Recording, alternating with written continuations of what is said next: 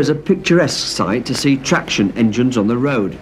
Fred often takes his 1912 Aveling and Porter road roller to traction engine rallies and is today on his way to Astle Park for the annual steam rally and get-together.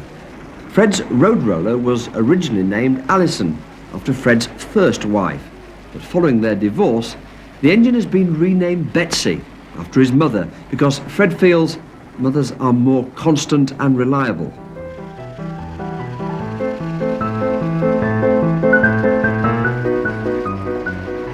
Steam traction engines have to make regular stops to fill their water tanks. Many drivers, as they travel along, stop to fill up with water at fire hydrants, which are found along the roadside. Okay then, Fred, turn it on.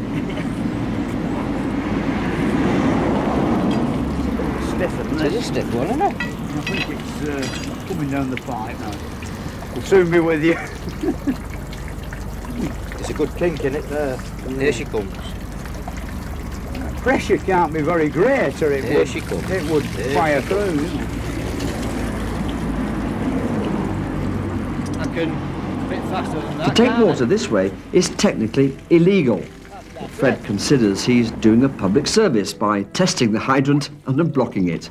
As he explains, You're doing the local water authority a service, and the fire brigade as well, because imagine if your house were over there and sometimes these hydrants are full up to the top with muck, you know, and when we stop, we've got to dig all the muck out before we can get some water out of it. And if your house were burning down day after, and the fire brigade arrived and we hadn't stopped there before, there'd be precious minutes wasted when all your valuables were being melted down, you see. The thing is, I can't see why anybody should argue, you know, about us just pinching a few gallons of water. I mean, we're very good for the tourist trade as well. And also, sort of, you know, the lad who just gone by with his engine, he were in the middle of Lancaster one day and he snapped one open and the top come off. And it was belting up in the sky about 20 feet, you know, and so water everywhere. Sent him a bill for 20 quid, I think, or something. Yeah.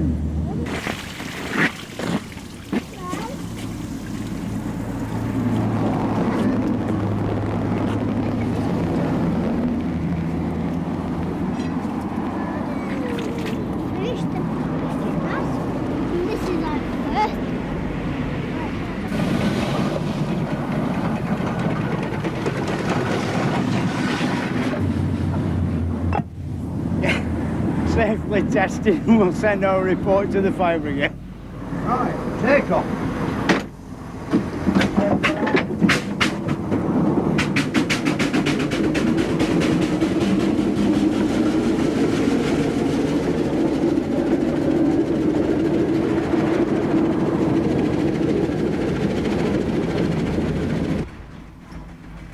Fred loves an excuse to take his traction engine out on the road and enjoys the journey to the rally as much as the rally itself.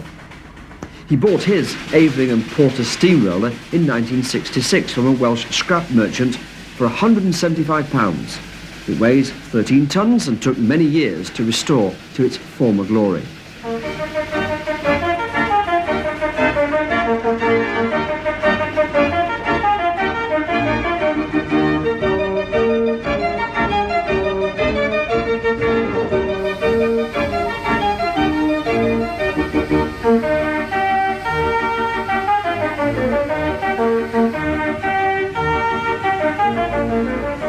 There are a great many traction engines and exhibits at Astle Park this year, and whenever you see Fred, he's usually accompanied by his young son Jack.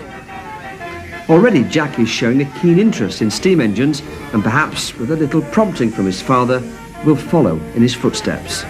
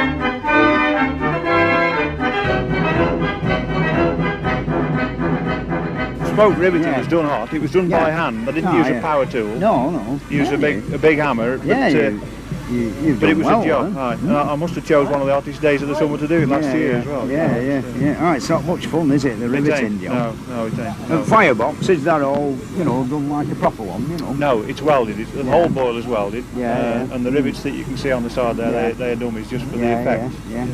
Yeah, they've gone a bit weird, haven't they, with boiler job, haven't they? Well, it's insurance. It's the insurance, that's it. All the rivets around the front of the engine, they're all operational. Yeah. And they were done hot as well. Cylinder blocks a bonny job, How did you manage that? Well, it was a casting that was available, so I didn't have to do the casting. But some of the machining I could do, some of it I couldn't. So I've got a friendly engineering company to do some of the big machining for me. There's plenty of them about. There is. Well, when they see what you're doing, they're quite happy to give you a lift. That's right. Oh yeah. I've experienced that lots of times with my little efforts, And I think it's your approach to people as well. If you approach them in the right manner and don't give them any flannel, they tend to respond to you. You've got. I made a fatal mistake a week or two back. I had gear selector off my tractor. Aye. And I thought I'll get the spindles metal sprayed. Yes. And I walked in with it under my arm, and they were having the brew, and the bloke who were in charge, he said, that looks like an expensive job. And I said, well, I've no bloody money, And then he went off me after that. Aye, well, they do that. Well, they either go that way, or you go in, if you go in with the wad, sometimes that works. Yeah. Easy done.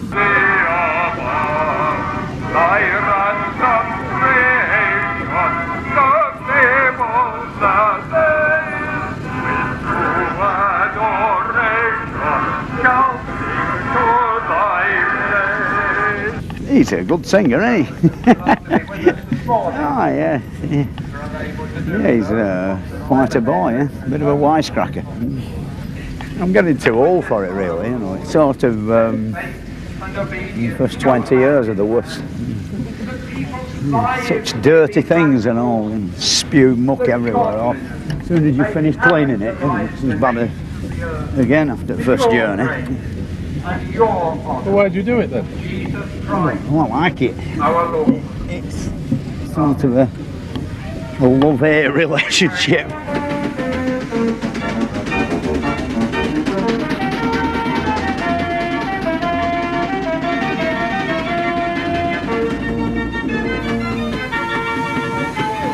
During the night there's been persistent rain, which has made the ground quite muddy and slippery. These are not ideal conditions for manoeuvring a steamroller out of the field, but Fred, with his usual confidence, manages to get Betsy rolling to start his long journey back to Bolton.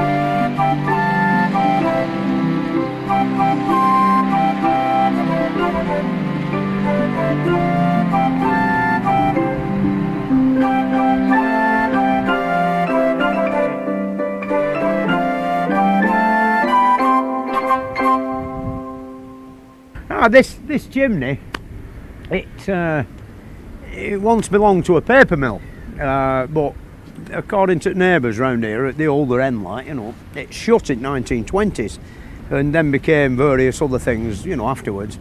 But I often wonder when I were a little lad why this chimney were always bright red and you know, never black like all the other ones round here. This is when this is gone, there's only one more left in this town when it's gone, this. Yeah, it is a grand example of a sort of factory chimney, you know. It's built out of Accrington bricks and there's not a crack in it. Nothing wrong with it, you know. It's a pity you can't pick them up and take them around and sell them, you know. No, one or two people who buy this, but alas, you can't move them around, you know. Once they're on the floor, they're a bit of a mess, aren't they? There's not a lot left of the works, is there, you know. They had one of them there fires and it's disappeared completely. So chimney were no good before. The only reason it stayed here was because it were in such an awkward place. Now is the opportunity to get rid of it, you know, and then they can have a fresh start on this very valuable site.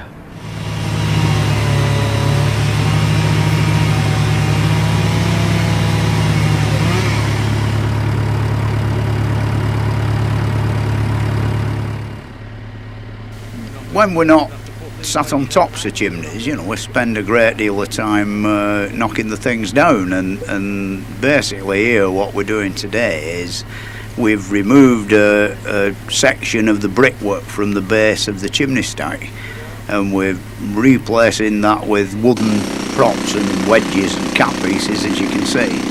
And then when we've removed the, you know, remainder of the brickwork, basically we set fire to the timber, and down comes the chimney stack. This method really in confined places compares very favourably with the dynamite men, because you don't get bricks blowing out all over the neighbourhood. Over there, where it's going to go is, if anywhere, slightly that way. Yeah. How long will it take from once you sort of set fire? Once I set fire to this, I would think quarter of an hour, 20 minutes. Something like that. Where's the time going anyway? Fighting. Right, well, action stations. Like, the hardest thing really is controlling the crowd, you know, because in these places, as you can see around here, there's walls sticking up and all sorts of things, and people have a nasty habit of just bobbing up from behind a wall when the thing's about to fall down, which is a bit nasty. You see, when you blow things up, it's like 5, 4, 3, 2, 1, boom, and it's all over with. Whereas here, with like 20 minutes of nerve-wracking thought before the thing actually falls over. Here, we're having a bit of bother getting the fire going.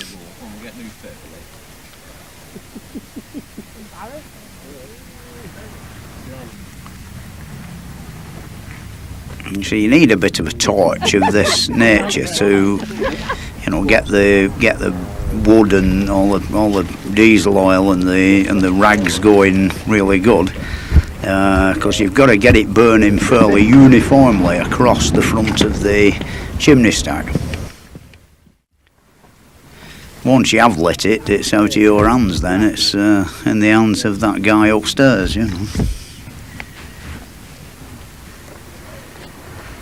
Not a lot of room here, as you can see. We were about 4 feet off one wall, and we'd knocked a hole through a wall to fire the chimney through the hole.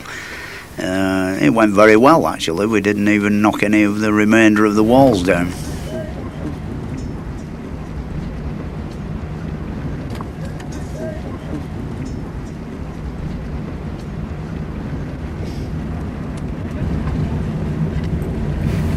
All the wood were wet. It were being particularly stubborn that day, you know. As a rule, it's generally blazing away by now. We didn't do too well, you know. The whole place had burned down, the works, and the fire brigade had done the bit wetting all the wood through. There we go, it's taking over now quite well. Going. as a rule, it's about quarter of an hour to 20 minutes. I think that one weren't very far out on that. Bush, another one gone.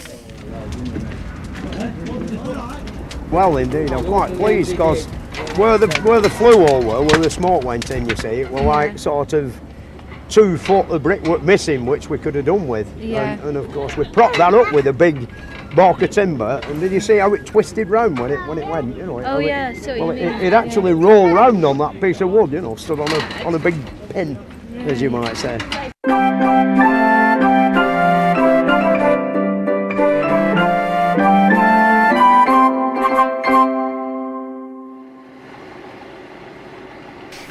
I often do jobs for my friends on their engines when they're a bit stuck, and here we're retubing this little steam tractor in readiness for a trip over the mountains into Yorkshire for the Manchester to Harrogate vintage vehicle run next weekend, and I think it's first time that a traction engine's ever done it. So I've got to get it right for next Friday, and here we are expanding the tubes, which the thing that we stick down the end is the piece of iron termed as the dolly.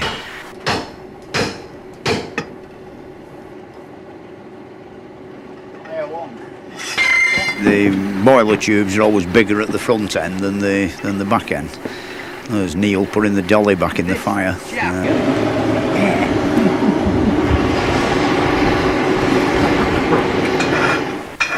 Now there's my mate Neil taking the burrs off the end of the tube so they go down the hole a lot easier. You know, it's amazing if you just have a little bit of a burr on the end and the tube's a good fit in the hole, it won't go in. So that takes care of that. There's the shaft going round and all the belts flapping in the wind. And there's the engine that we've got to get ready for Friday.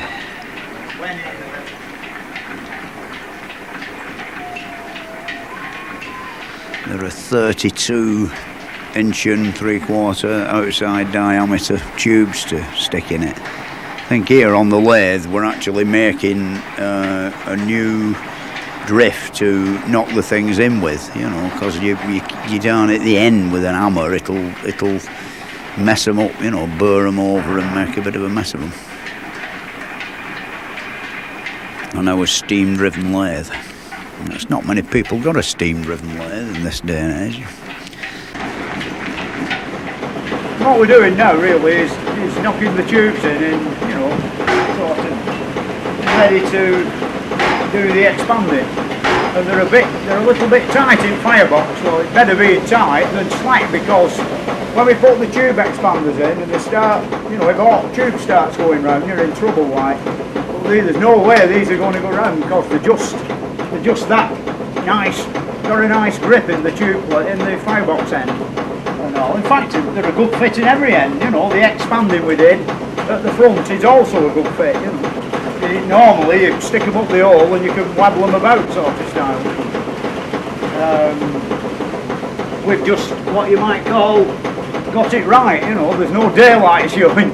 You can generally tell if you put a lamp inside, you can see chinks of you know, light shining through the gap. I presume we've got some expanders. Yeah, we've got some expanders. A bit of a crude method, but it works. You get a bit tired after you've lifted that up half a day.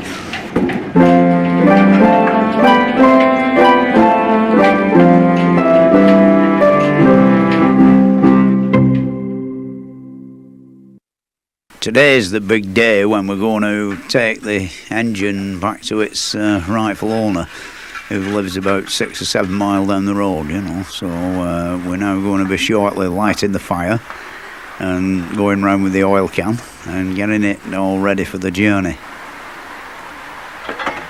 The first move is to drag it out the shed. So because we used to have a chimney on the roof, but it fell down, so we don't want to fill the shed up with smoke.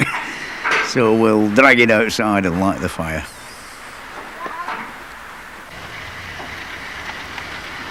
With our Land Rover, our trusty servant.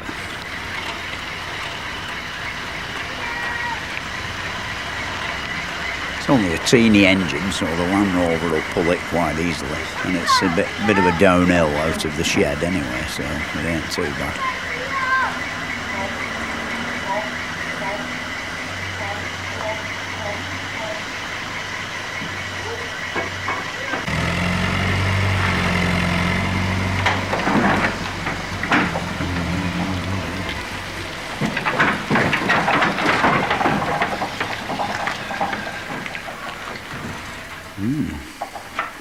Here we are. Get the file in. There we are. I think it's an Eveling Porter tractor which were built about I think 1919 or 1920.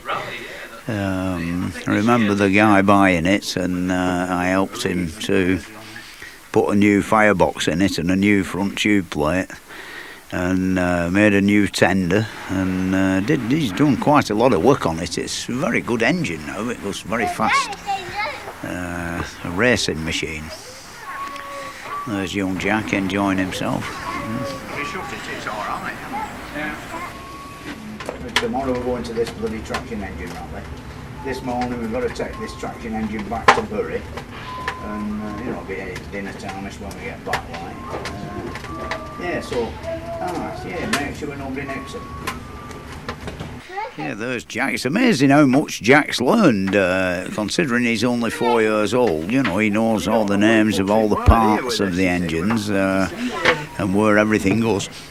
You give him an oil can and he puts it all in the right place.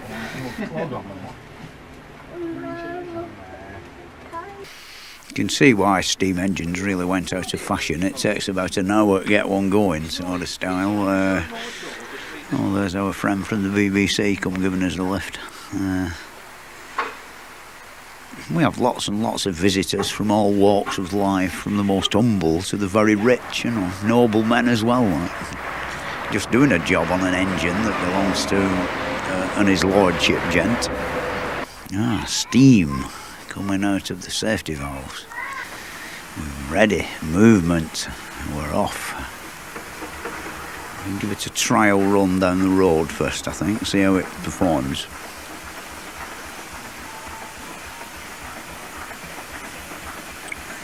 When I have a ride on that one, it always urges me on to have a do at my home, because my home tractor is a very similar machine to what this one is, but slightly bigger. It's got bigger wheels, so it'll go faster.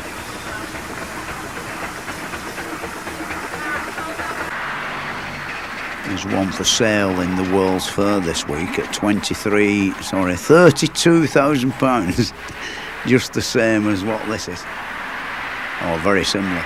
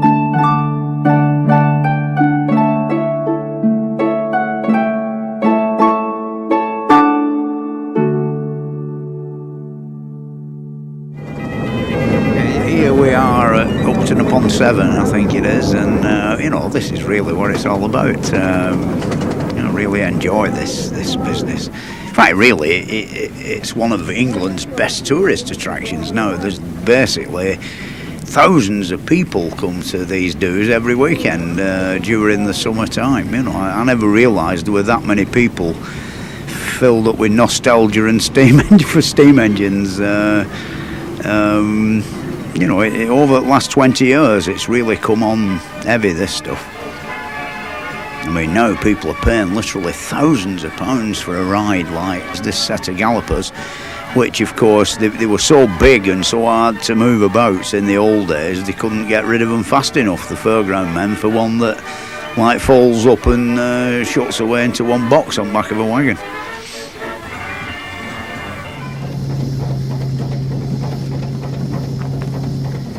That creation there is what's termed as a portable engine, which of course is working a stone crusher, which is a machine for smashing rocks up into making it into ballast, which is dead handy, you know, especially if you have a big long drive and you can't afford the tarmac. You know, that's a bit of a mystery. I don't know what make that is. I know one thing, the belt's a bit slack. Yeah, that's a proverbial thrashing machine, I think. You know, I don't quite know how they work because I've never been a country boy, but you know, this is a bit more up my style. Sawing the wood with the steam engine. Like that blade must be all of 5 foot diameter. It's a fair old lump of iron going round. The reason for the demise of them is the thickness of the blade is so great that the time they've sawn a tree up, they've sawn about 3 planks out of it into sawdust. So they've all gone in favour of the bandsaw.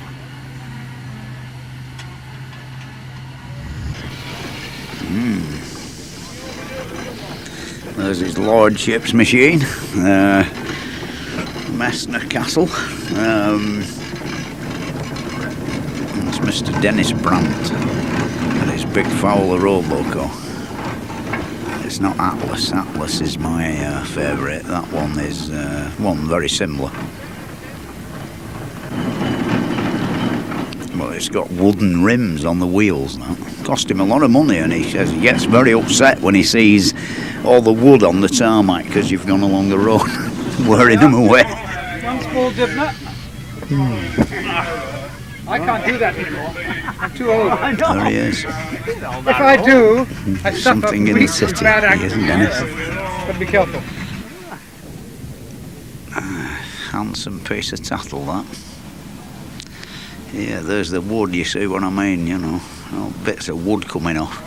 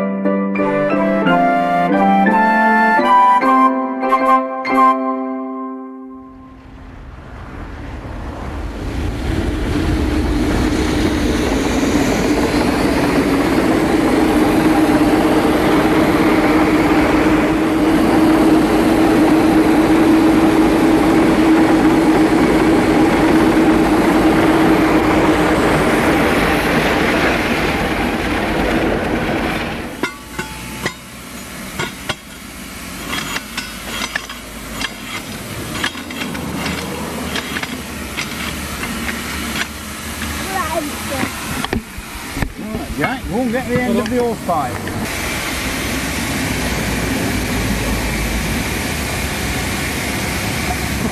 I look at it this way actually, you're doing the local water authority a service and the fire brigade as well, because imagine if your house were over there and sometimes these hydrants are full up to the top with muck, you know, and when we stop we've got to dig all the muck out before we can get some water out of it. And if your house were burning down day after, and the fire, you know, the fire brigade arrived and we hadn't stopped there before, there were precious minutes wasted when all your valuables were being melted down, you see. The thing is, I can't see why anybody should argue, you know, about us just pinching a few gallons of water.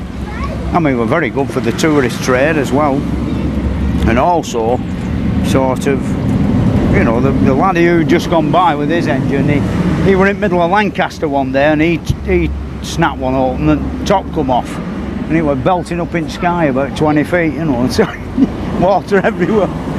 Sent him a bill for 20 quid, I think, or something.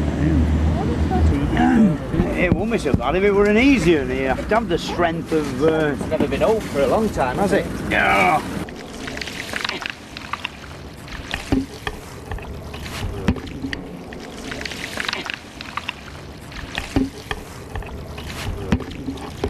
That's better.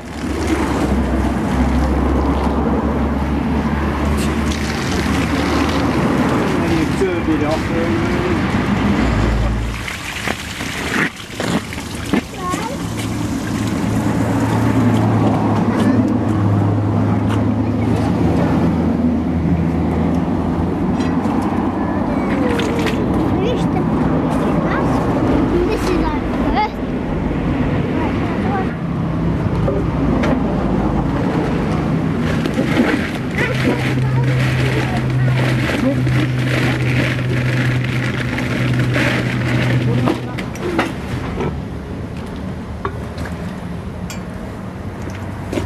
On now. Yeah.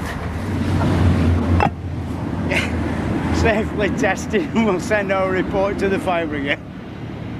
Boom, come on.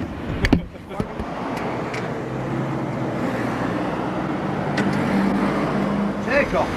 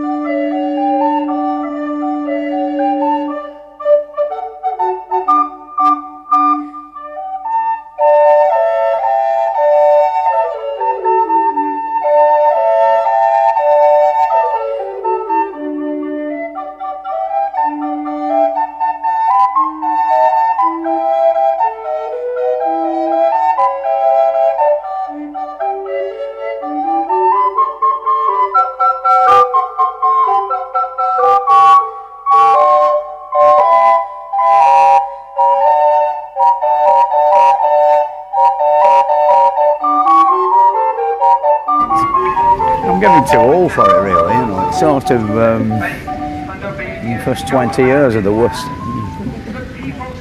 Such dirty things and all, and spew muck everywhere. As soon as you finish cleaning it, it's as bad again after the first journey. Well, why do you do it then? I like it. It's sort of a love-hate relationship.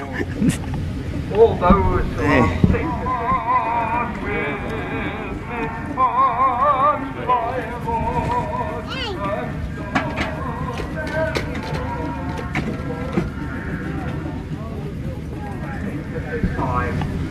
Have you got any comments you wish to make about Vicar this morning? He's a good singer, isn't he? Oh, yeah. Yeah, he's quite a boy, a bit of a wisecracker.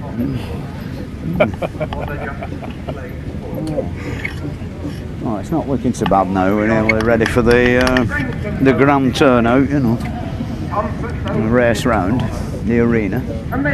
If we can get out of this hole, you know, we don't end up with our wheels spinning round and not going nowhere.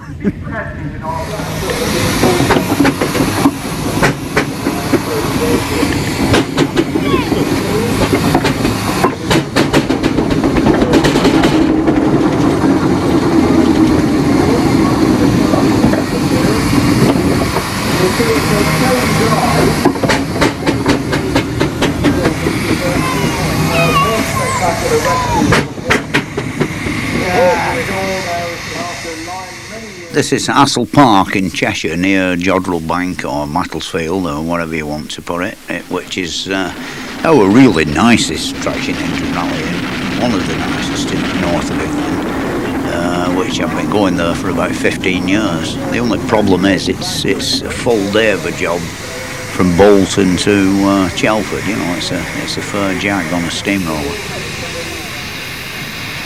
The tractor will be much better. We do it in about half a day on that. There's our steamroller, which was built in 1910, and you can tell it's come a long way because the wheels are shiny. This is the Grand Parade, steam engines. Looks as though it's rained a bit and a bit of wheel spin. If you get stuck in a funny place.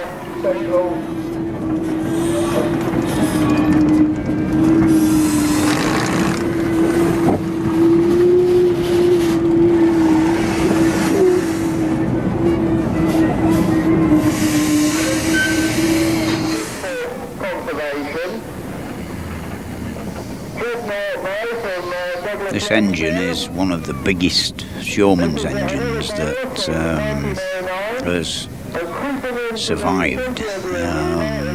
It's a McLaren made in Leeds called Goliath. I think it weighs about 25 tons.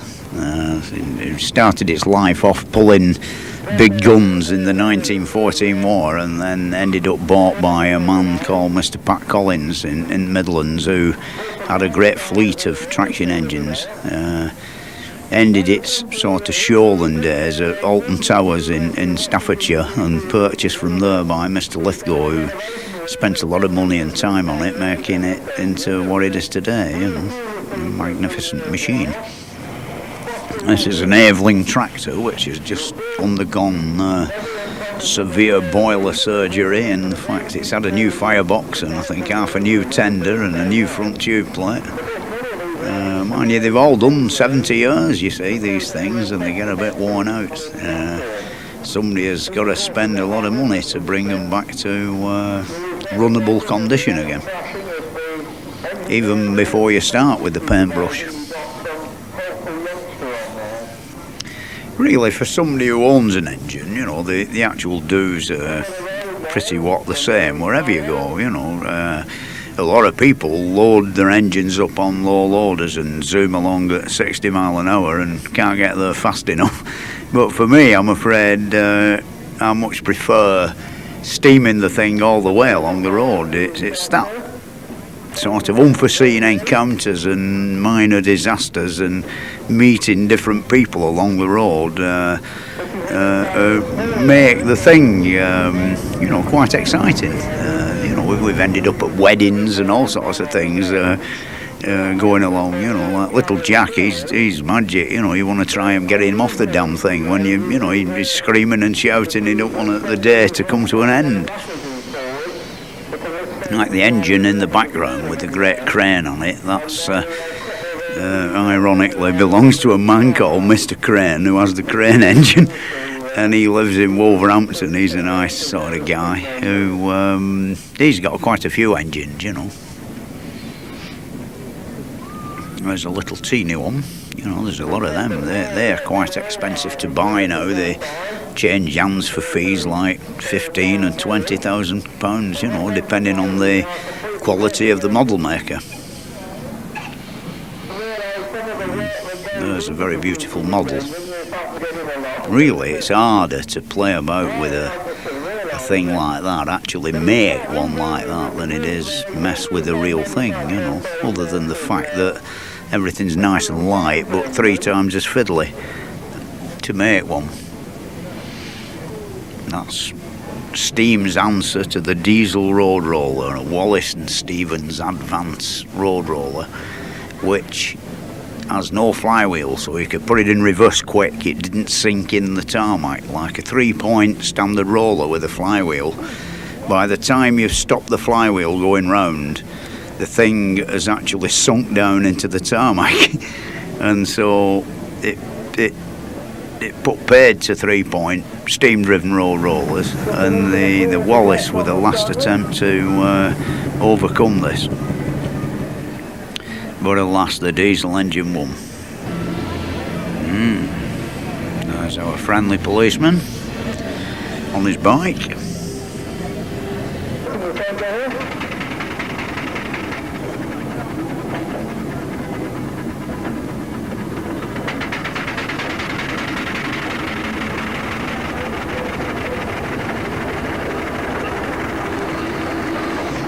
Nothing like a steamroller in a wet field. Slurs about like a bar of soap on a wet sink. You can't stop the thing.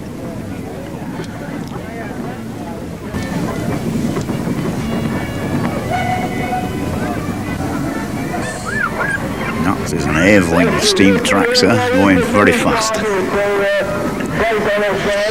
Pursued by the police.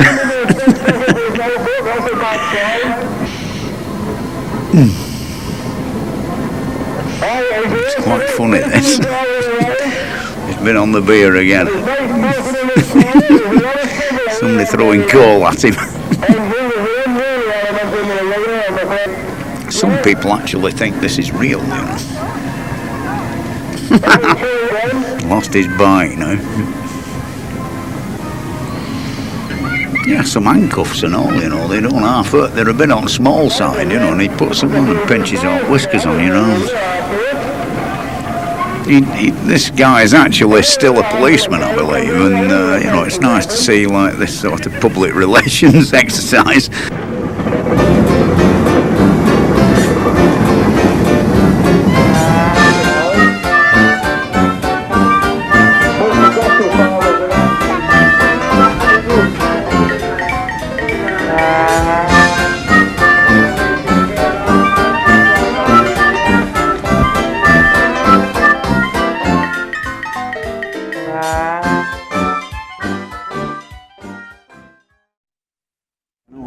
Now, I've heard a story about you and a puddle. Is that true? Me and a what? A puddle. A puddle? A big puddle. A big Fell into a big puddle? What? While you were blowing up a chimney? Oh, yeah, about nearly dying. Yeah, it wasn't say it was a bloody puddle, yeah. They were an hole in the floor. They told me it was a puddle. No, it isn't. No, I'll tell you this story. It's quite frightening, really. This chimney stack, I've nearly come to dying twice in all my 20 odd years of, nearly 30 years of climbing up chimneys. And this chimney stack, when we went to look at it, it was completely surrounded at the bottom with shrubbery, bloody pussy willow trees and blackberry bushes lapped all around it. And you couldn't really get near it. Anyway, once we bloody acted all the undergrowth down, we got to the bottom of the chimney. When you look through the flue hole, that's where the smoke used to go into it. All round the inside at the bottom, it was full of water in bottom, like a well. Puddle. Yeah. Well, the thing is, all the brickwork were eroded away, and the wall had gone from like 2'6" thick down to 9 inches. You know, it had gone like from that thick of a chimney, you know, to 9 inches. So that's a hell of a lot of bloody weight pressing on this 9-inch wall all the way around bottom. And of course, the thing were about 160 feet high, and the what I've got to worry about is already on the grass in what had been all the undergrowth around the bottom, there were faces off bricks, you know, with the pressure downwards, boom, you know, it had blown bits off the outside, you see. And you think, bloody hell, you know, there's the chimney standing there like this. If I start to chop an hole in this side, the pressure on the brickwork round the back will become greater and greater as you are cutting and putting your props in. It's still going a lot more weight on back than there is on the timber, you see. And it's getting to a stage where I'm thinking, well, even though there were miles off halfway mark, it's so weak down below in the water that it's going to go, you know, it's going to crunch, you know, crunch the bricks up that I've not cut out, you see. So the old boy who were helping me, he was like coming up to 70, you know, and I can run a lot faster than him. And so I said to him, Luke, did you send him in there? God, no, did I bugger it? No. I said to him, look, Gordon, you go over there and get out where work compressor is and get about 3 lines of bloody pipe on compressor, because I didn't know which way we're going to go, you know. All as I knew, you know, you're going to run, but it's going to be hard to run. The thing is, on this side, there were a brick kiln with trees 6 inches diameter growing on top of it, so you could tell it hadn't been a brick kiln for the last bloody 40 years, you know.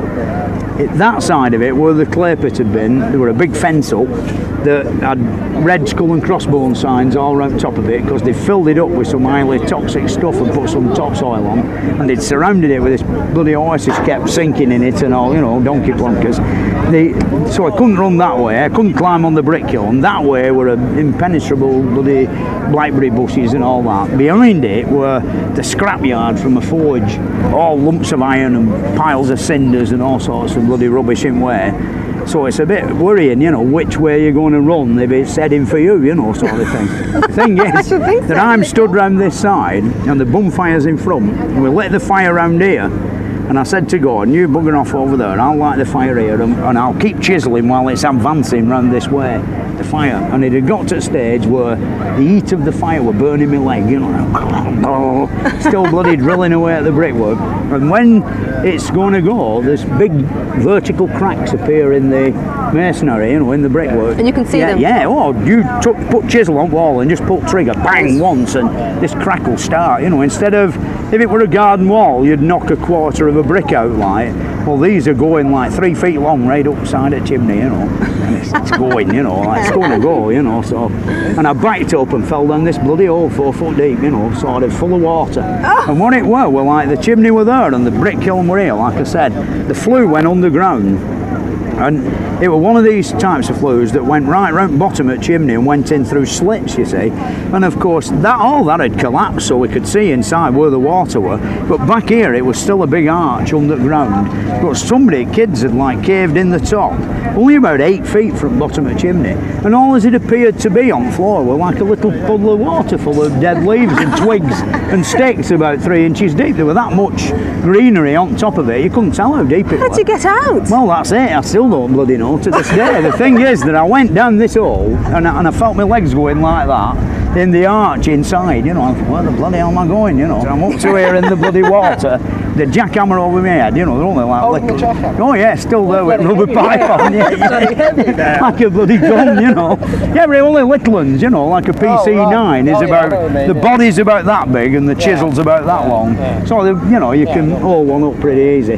But I'd say about 30 odd pound of iron altogether, you know. But I'm there with this and I'm stuck down the hole and the bloody cracks are coming in the chimney, violent in front of me, 8 feet away from here to that bloody can there. I thought, Christ, I'm going to die, you know. And I don't know how I come out that hole, come out like one of them bloody torpedoes out of a submarine, you know. One of them rockets, you know, with a stream of water leaving me as I come out. And I landed on terra firma and I legged it down. I never saw a chimney fall down, you know, it just boom, I heard the roar behind me. And we went back after, and the bloody hole had gone. You know, if I'd like demobilised myself down the hole, it would just have been a rubber pipe going across the ground, and you know, just turning down under all this brick. You know, bloody dead and gone. Like, yeah. But I made it. I got out of the hole. You know. Yeah, I don't know. I did. You know.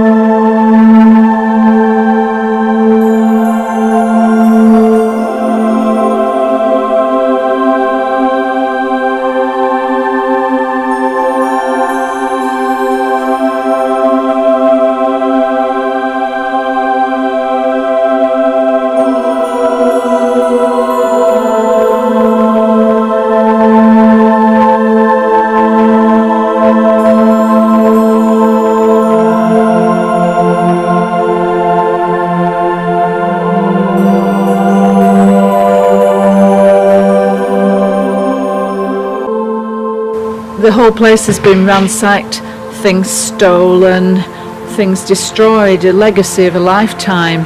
It's just been treated with so much disrespect, and I can't believe what I'm here today seeing. It's just so sad. It's just the end, basically, of the industrial age.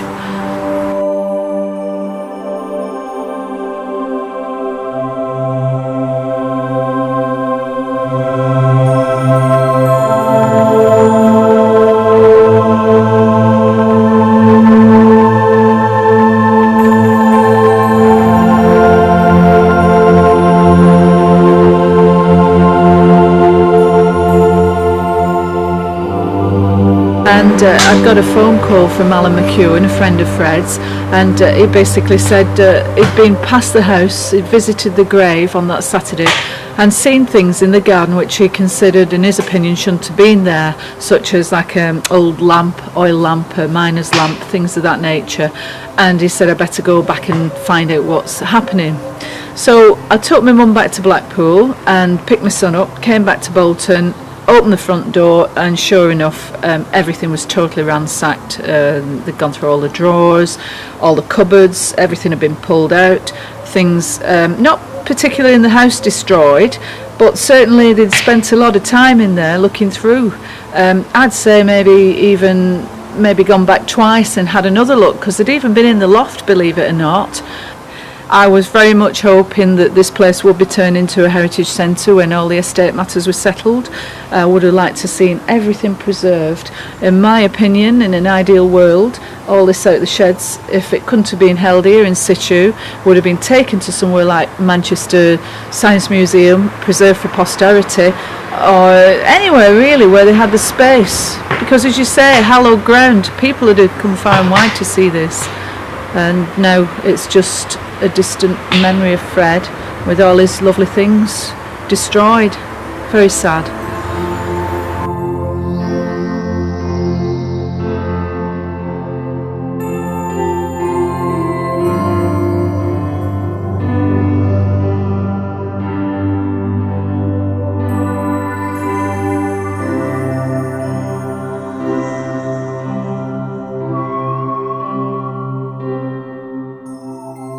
Well, we're here on Boxing Day today to see that the engines are preserved.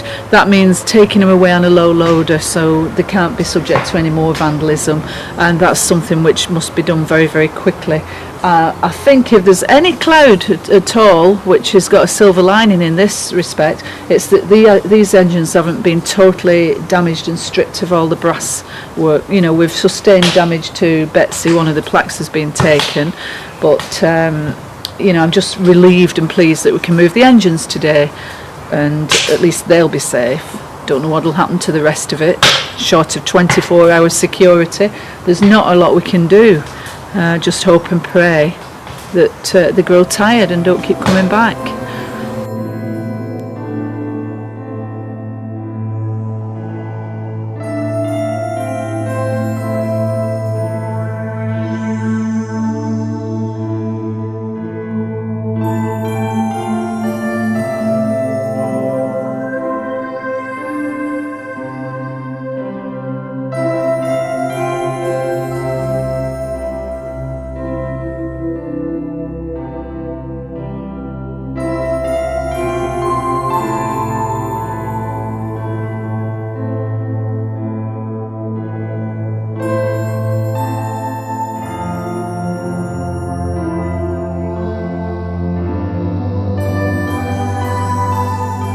I'm coming to help in any capacity I can with moving Fred's dear old engines to somewhere where they're going to be safe and they can be not fiddled with and pieces pinched off them by these characters who keep coming in here. For the past week, every single day, possibly more than once, Fred's place has been visited by people that we don't really know whether they're pinching brass for scrap or for souvenirs, but every day something is pinched and moved. And so it's obvious we've got to get these engines away from here, and I've just something's just driven me to ring everybody up, all of the family and the executor of the will, because we've just got to do something. We can't just keep waiting for these solicitors and having time going by, because even in 1 week of these people coming here, they've started damaging Betsy, taking the big Flintshire County Council brass plates, that's disappeared, which is everybody's seen this plate, and it's part of the engine obviously, and even if it's replaced it's not going to be the original one that Fred restored all them years ago. So it's a very sad time. It's very sad to see the engines going obviously, and it's very sad that they're not going to go under their own steam, because Fred didn't have time to retube the boiler on Betsy. He was more interested getting the tractor finished and working with his coal mine, and so Betsy really is not had the attention that Fred would have liked to have given it in the last years of his life. So we can't steam it away, it's got to be towed up with a tractor, and the biggest job with that is we've got to get it out the shed and we've got to turn it round and pull it out backwards, because we can't pull it with the front forks in case we snap them. And it's bloody awful, because I've known these engines since 1972, or the roller anyway, since I was 12 years old, and I've known all the family, all the wives, all the children, and it's horrible for everybody. It's not just me and the family, it's all the enthusiasts and the fans, and it's just so unfair, so very, very unfair.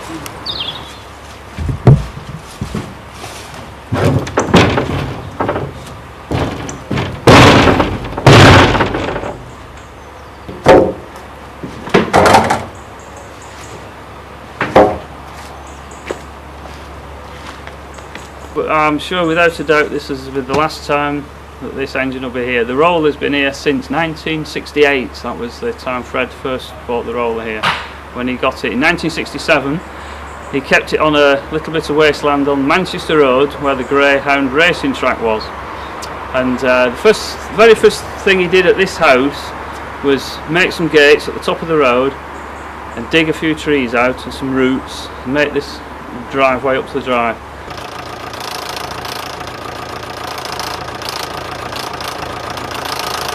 It's Boxing Day, it's around 9 o'clock and it's freezing cold.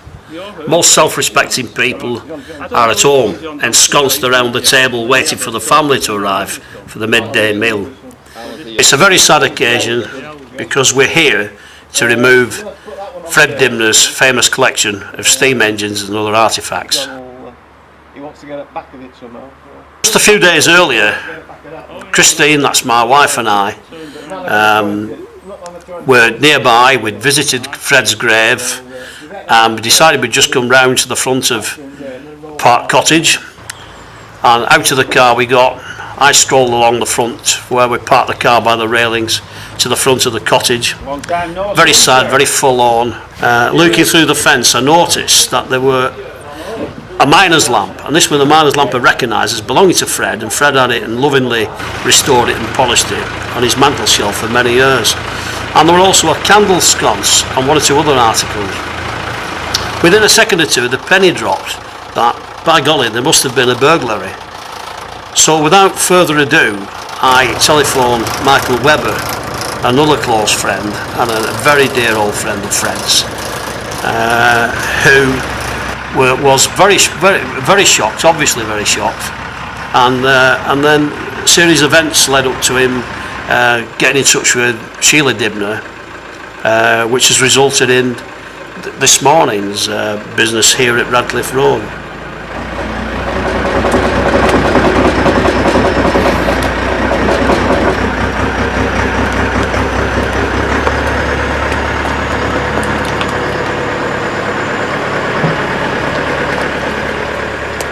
This is the famous old Land Rover, that's the ubiquitous machine. Been in my yard many times, been all over the country. Fred loved this machine. He weren't the best driver of it, I hasten to add, in the world. He didn't like internal combustion engines, but it was a tremendous, hard-working workhorse. And look at Fred's particular style of scaffolding on top of the vehicle itself. This was for carrying his tons and tons and tons weight of ladders and his ropes and blocks and tackle and everything else.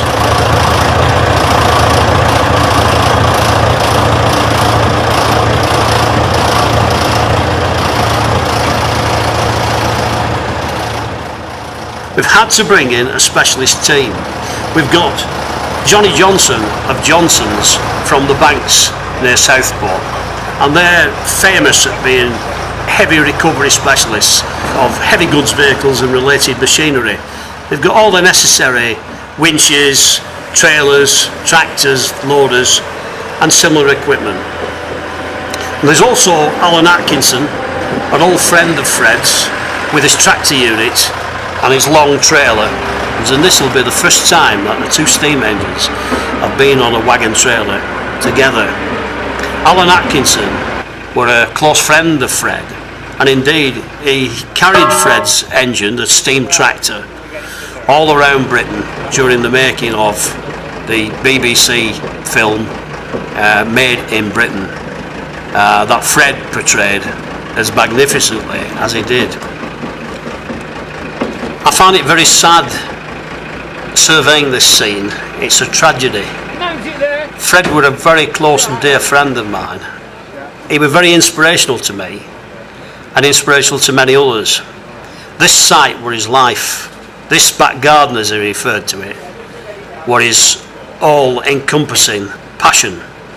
He built this wonderful collection of steam vehicles and buildings and plant and equipment for over a period of perhaps 30 odd years. Less than 500 yards from here, across the river, Fred lies in his grave. And he'd be incensed with fury if he saw what was happening today with the breakup of this magnificent collection.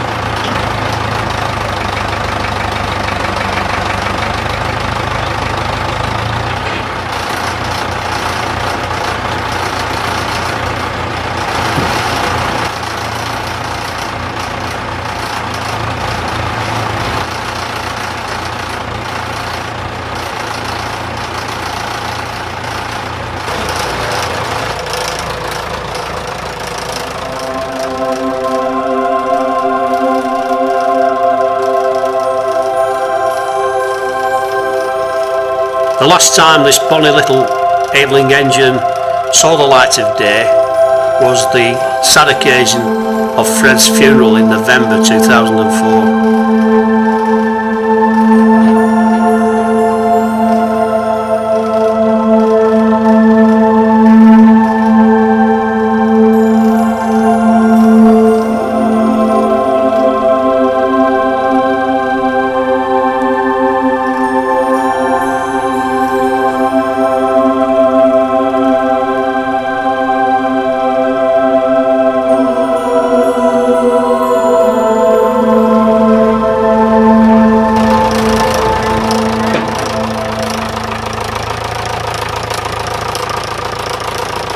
This hauling process is not as easy as it looks. This is due to the layout of the ramp behind Fred's house. It's a very steep incline ramp upwards. The slippery surface of the roadway underfoot. This is due to fallen leaves. The rear end of the tractor is having to use its hydraulic stabilising gear to get a good solid purchase prior to engaging the winch itself to haul the steam tractor right to the back of the tractor itself. There's leaves and moss and mould and dead twigs underfoot, and it's like the proverbial ice rink.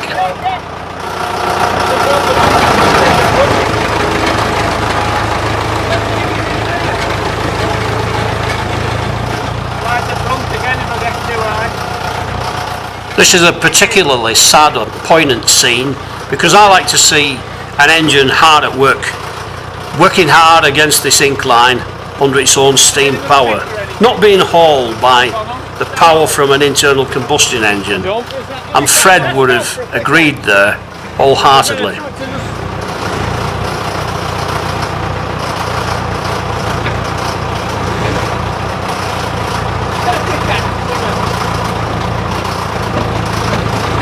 These are experts. They're not rushing and flying around. They're taking everything nice and steady because after all, these are indeed the crown jewels of the steam world.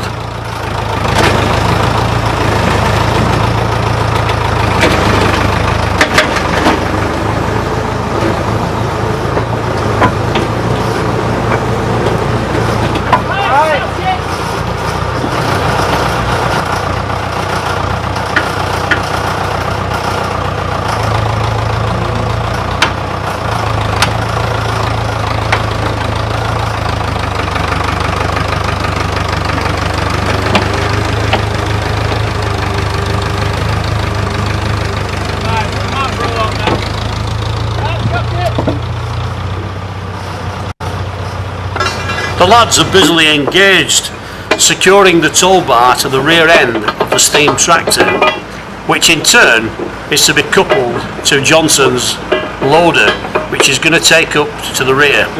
This is going to act as a safety procedure, and this is in the event, due to the slippery underfoot conditions, of the loads themselves starting to slide backwards down the treacherous slope.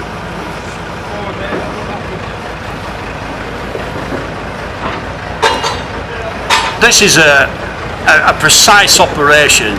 These guys are experts. You've obviously got to keep your fingers out of the way. The bar is offered into the clevis and the pin is placed in, and it looks a relatively simple operation, but there's a lot of expertise and timing goes into that.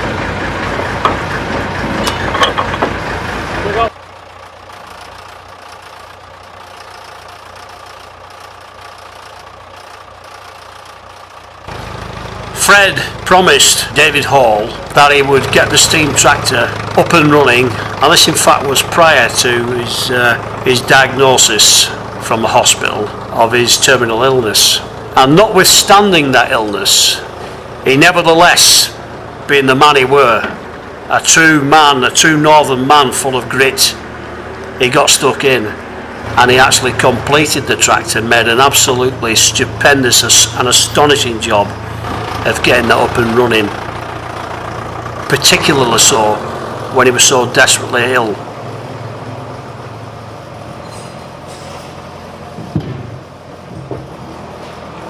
The steam tractor has now been safely delivered onto the surface of the road. with the denuded branches of the trees in the background forming an atmospheric effect. Normally, anything to do with Fred would bring in mass crowds, but today it's just the team and perhaps one or two spectators.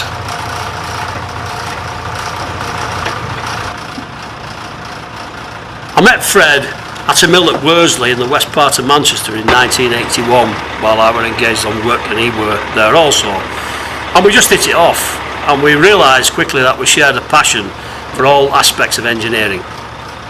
I greatly admired Fred as a steeplejack, and in turn he admired me as a boilermaker, and we shared many interests on a regular basis and enjoyed chatting together.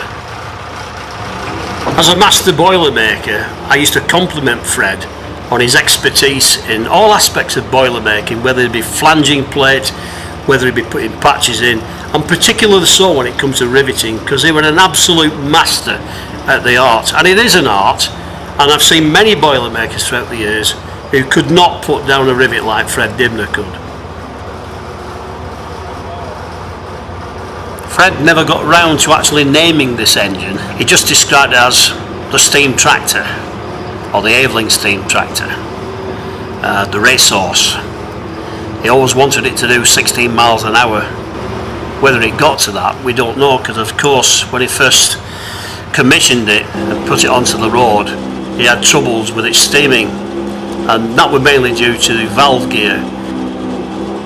And all the time he was greatly concerned about a number of very small, almost insignificant rivet leakages. And because, for example, the boiler was painted black, the leakage from the rivet stood out quite starkly. And this concerned Fred, particularly when he was tired, and particularly when he was in pain. And I can recall an occasion when perhaps he'd been on the road and one or two people had noticed, bystanders, didn't mean any harm by it whatsoever, somewhat bemused by these leaks, but to Fred it was a real put down. And I can recall being down in Herefordshire on a job, and my telephone rang one Friday, and it was Fred, and they were really saddened and downcast. People had been, he said, wittering over the state of health of his riveting. And so I give him some advice on how to stop the leakage. Whether he took it all the way I put it, I don't know. But it did, most of the leaks did stop. There's a few other bits there. Yeah. These are just a few of the items that have been recovered from the riverbank to the rear of Fred's house. I don't think we'll ever know who the thieves actually were. But if they ever are caught, then they want the full weight of the law to come down upon them. It's a sad reflection of modern British society that a man's home is no longer sacrosanct. Michael Webber was saying earlier how they'd have to take the roller up the ramp backwards. The team from Johnson's have come up with another plan, using a wide and long nylon strop which they've passed around the front headstock above the roller, and this will enable the pulling tractor, the hauling tractor, to haul Betsy up the severe incline of the ramp much safely. So we haven't got a lot of room. We'll manage. Biggest problem is now it's coming downhill and it's not on the bar. No. So you're going to have to hold it up brake, you know what I mean? And the block. Yeah, yeah. And the steering as well, going around that tree. Presumably there's a good brake up flywheel, isn't it? Yeah, but you're not in gear, are you? No, sorry, no.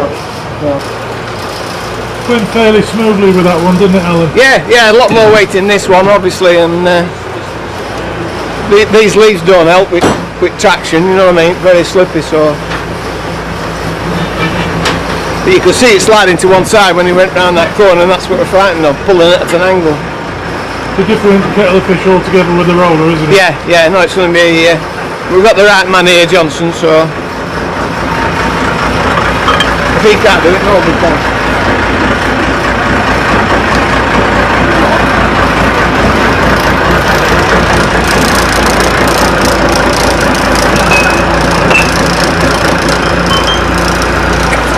How do you think that first one went? Very well. As good as could be expected considering the conditions. How bad are the conditions? It's just a bit slippy with all the greenery about and, you know, the dead leaves and everything.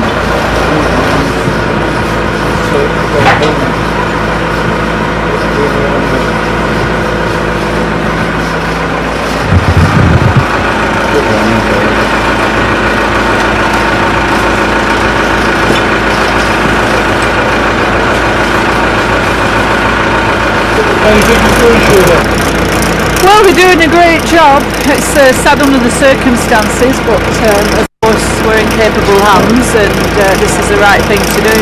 So if the word is pleased about it, yeah, I'm delighted they're being saved. I noticed that we keep finding bits and pieces that's been nicked off the engine.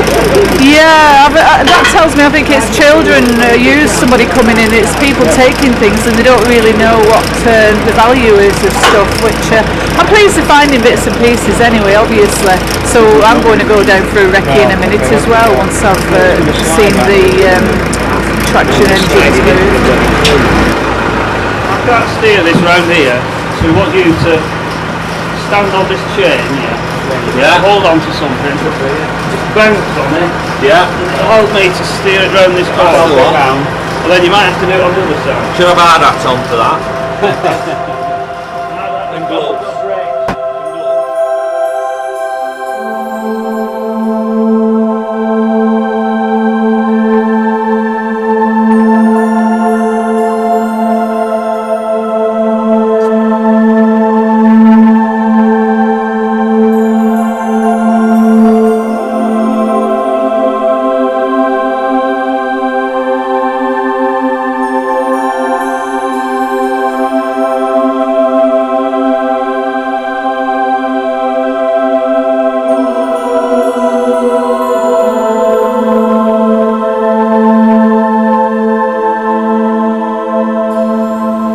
The guy on the right hand side is jumping up and down on the steering chains, and this makes it considerably easier to steer. Michael Webber is attempting to steer this in a very short space, very difficult job to do, but with a guy diving up and down on that chain, it just allows the rollers to turn at the angle that is required.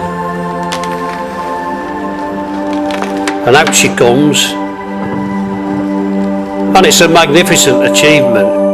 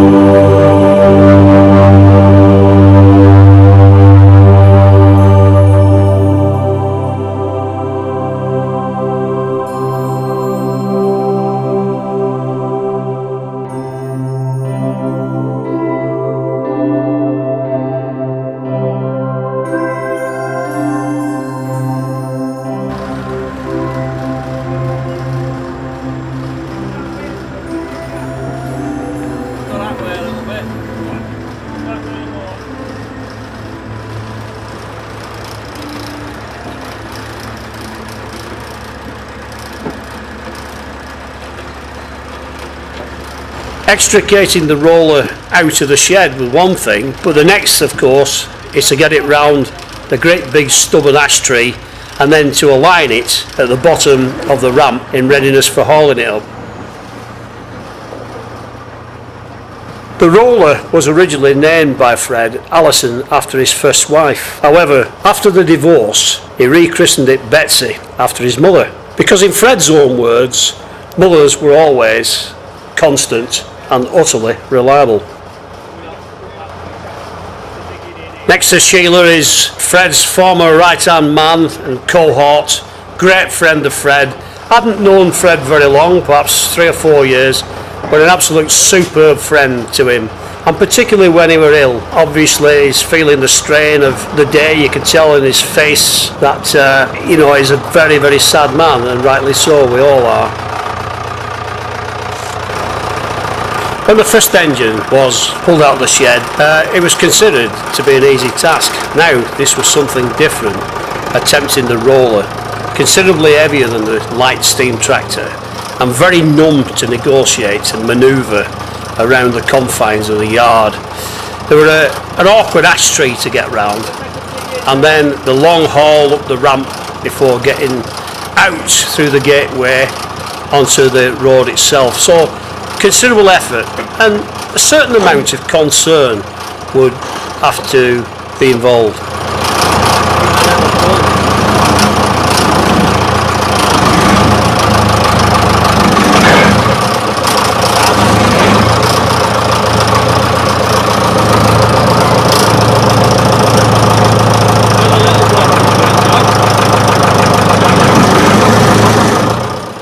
What you can see is the tractor being pulled back towards the roller due to the large weight of the roller itself.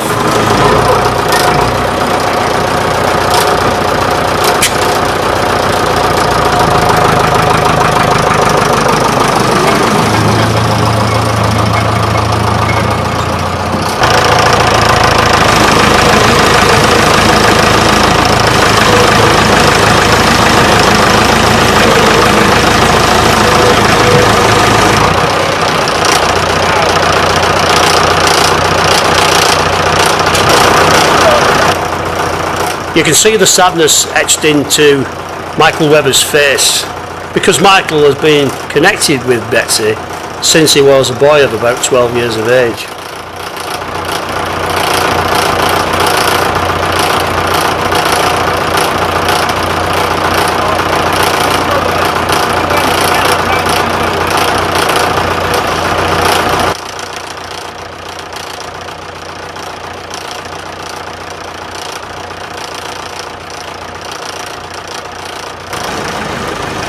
You can clearly see that Betsy is not going to give up without a profound battle, making life difficult for the modern tractor, but nevertheless, undeterred, Johnny Johnson and his team have it to do, and they will definitely do it. When Michael Webber arrived in the yard earlier this morning, he attempted to fill Betsy's tender with water, and his idea was then to steam her, and it would have been a magnificent sight. Regrettably, the tubes are badly corroded, and therefore it was unable to carry out the steaming procedure.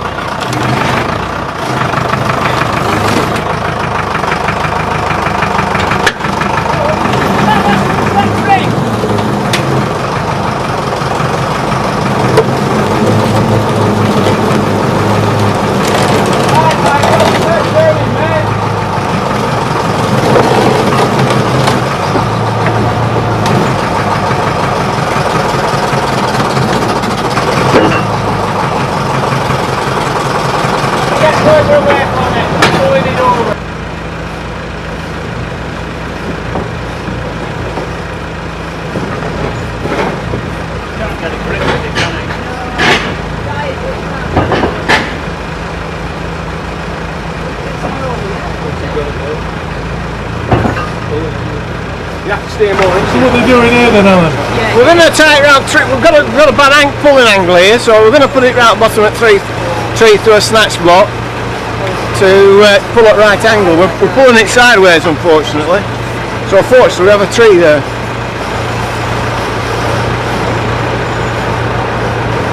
Oh, this way, you at that end.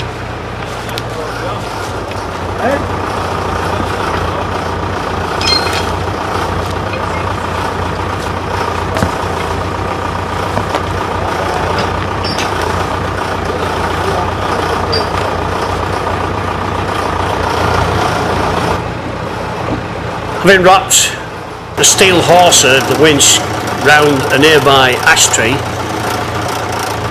so they could get an equal pull, Johnny Johnson commences to pull Betsy, which then starts to move at a reasonable pace up the slope. This is where they've got the job more or less cracked, and having got set up, it'll be now plain sailing to get Betsy up the drive and onto the roadway. I've been doing winching with my dad over the last 50 years, pulling trees up and the like, so I'm used to using trees as anchors and dead weights and things like that. My dad was one of the old characters like Fred. How do you think the job's going in general? The job's going smoothly now. We've got it cracked now. Just getting around that corner was the biggest problem. Not a lot of room to work here.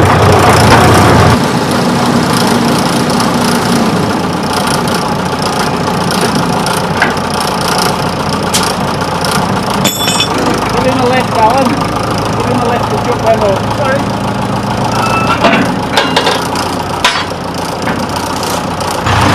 Do you think Betsy will ever come back here, Sheila? No, I think this is the end of an era today. This is the last time we'll ever see Betsy here and the other engine. A very sad occasion for everybody concerned. Just don't like to think about it too much, but as I say, the end of an era. And as for these people that's been feeding in the yard, what's your feelings on them? Well, you know what my favourite thing is, don't you? Strut and pour a spanner. And if I could find anyone that were coming down here pilfering, I wouldn't hesitate other than come behind them and hit them strongly over the head with a blooming iron spanner. I think they're despicable morons and the scum of humanity. These two ladies standing by the gateway are the only two witnesses to the scene that was enacted that Boxing Day.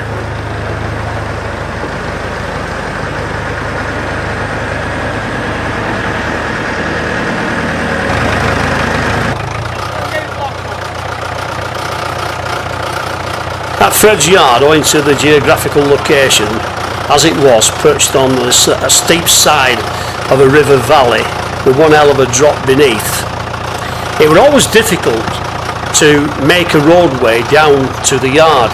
And Fred, of course, had done his best many years previously and formulated the ramp. It was a very narrow ramp and a very steep ramp at that. This always led to problems steaming out of the yard. Steam engines were considerably bigger than Fred's roller. Fred, of course, was an expert in handling most steam engines, and in particular his beloved Betsy. And I watched him many, many times negotiate it in sunshine and in fog and in frosty conditions, bringing the roller out of the shed and, of course, bringing it from the street down into the yard, down this slippery, relatively hazardous slope. If Fred had got it wrong, which he never did, he could have lost the roller and it would have fell scores of feet right down the hillside. And it was obviously an incredible driver of steam engines, because virtually every engine in this section of South Lancashire at one time or the other ended up in Fred's yard for repairs.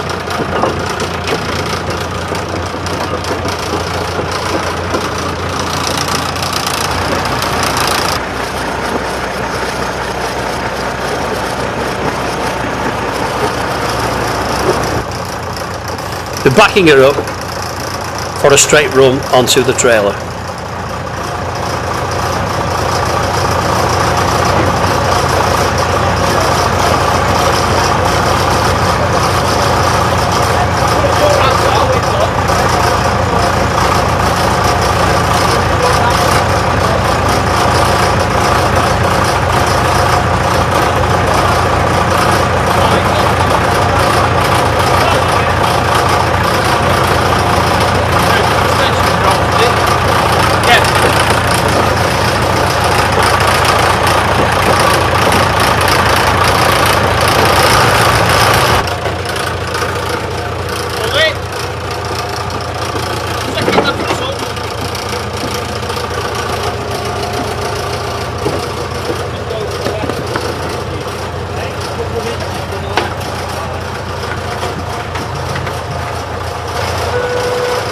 It's safe to say that Michael Webber experienced many sleepless nights before coming up the 300 miles to engage in removing these engines to a safe home.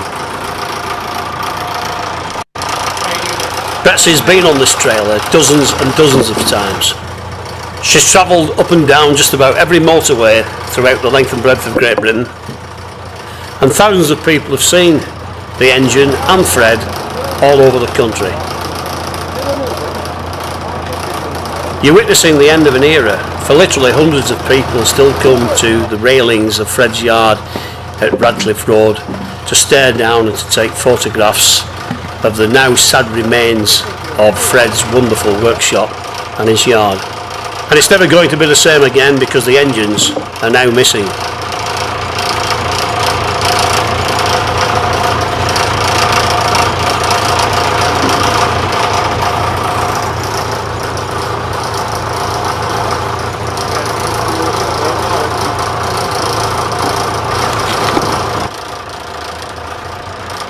This is a delicate operation. Betsy's being pushed from the rear. The team are putting scotches in to arrest the movement backwards. And there she goes up onto the bed of the trailer.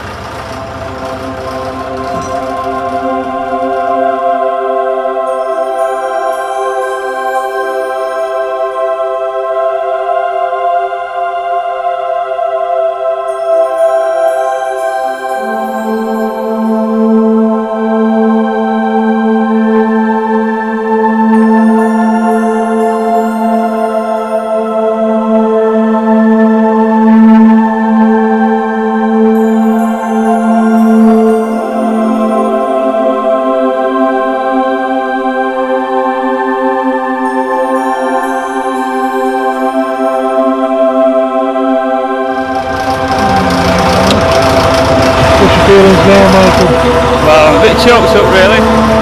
Human sentiment is a strange thing. I've known these engines all my life, really, since I was a little lad.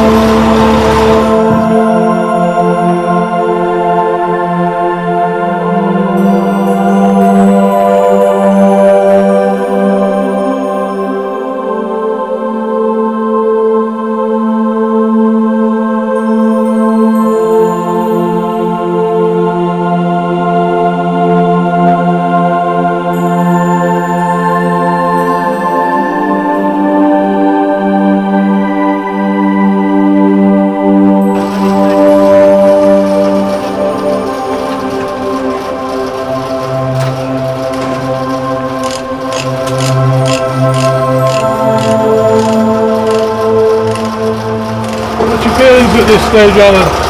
Relief to get it done, really, but I knew we were going to do it, but yeah. It's a sad there's so much stuff missing off it, like. I mean, what's that for, Alf? That upside of it for that? Gear case? It's one of the guards. Right. Off traction engine. But brand new guards that Fred ordered and we went and collected them. What's your feelings on a day like today, Al? Very sad, isn't it? Very sad day. Very sad. For the best though, isn't it really? You can't just leave them. Oh, it's best for the engines, there's no doubt about that. No doubt at all. They can't have any more damage. Luckily what's been done up to now is just superficial. Bit of cosmetic stuff. We can't let it go any further. But it's still sad. And what do you think of people that come down and rob people like this with their livelihoods? Well, you can't say it on camera, can you? As simple as that. Chop the bloody hands off me. You really think it's all done well? It's all another day's work, isn't it, really? When we're used to the job. I was a bit apprehensive when I first came, when I saw the conditions, you know. But it's all turned out well.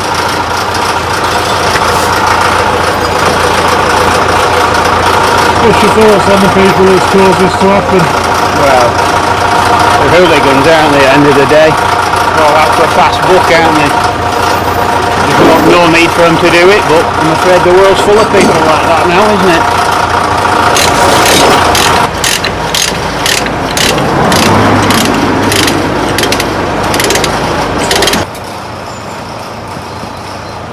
Doing a good job there, mate. Keep it up. I'll help you when you get to the top.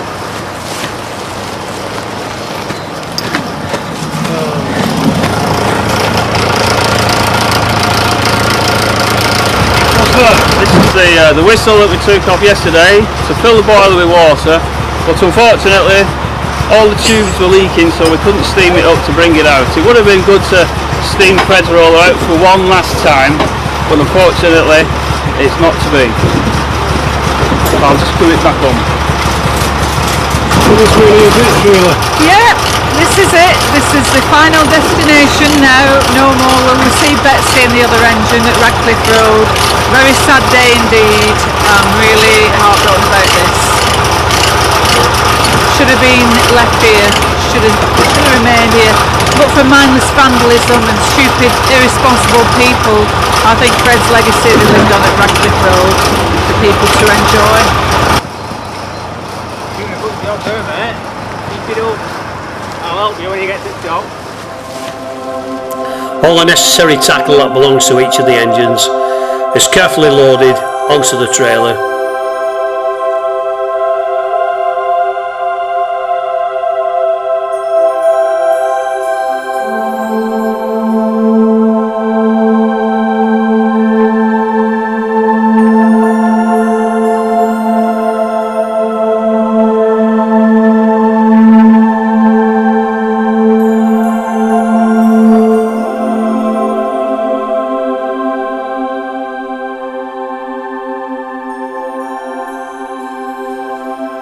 It saddens me profoundly to see the engine sheds empty and devoid of life. For on numerous occasions when visiting in the past, there's always been one engine or the other, or projects of Fred on the go, ensconced within.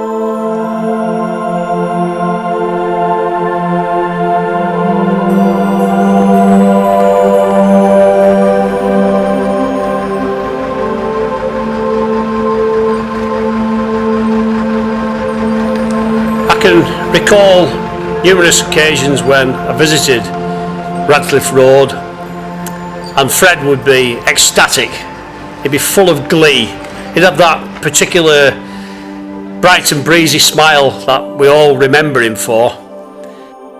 He was always looking forward to going to rallies. This was his release, his fix. When he got to rallies, he could relax. He was amongst his friends, his beloved steam engines, the public. He loved the sights and the sounds and the smells. People would fire cameras at him. Anybody in his element, it was a joy to behold. And to see his face break into that smile, the same kind of smile when he'd say, for example, at the end of a successful chimney drop, "Did you like that?" And it's that sort of smile I'll always remember him for.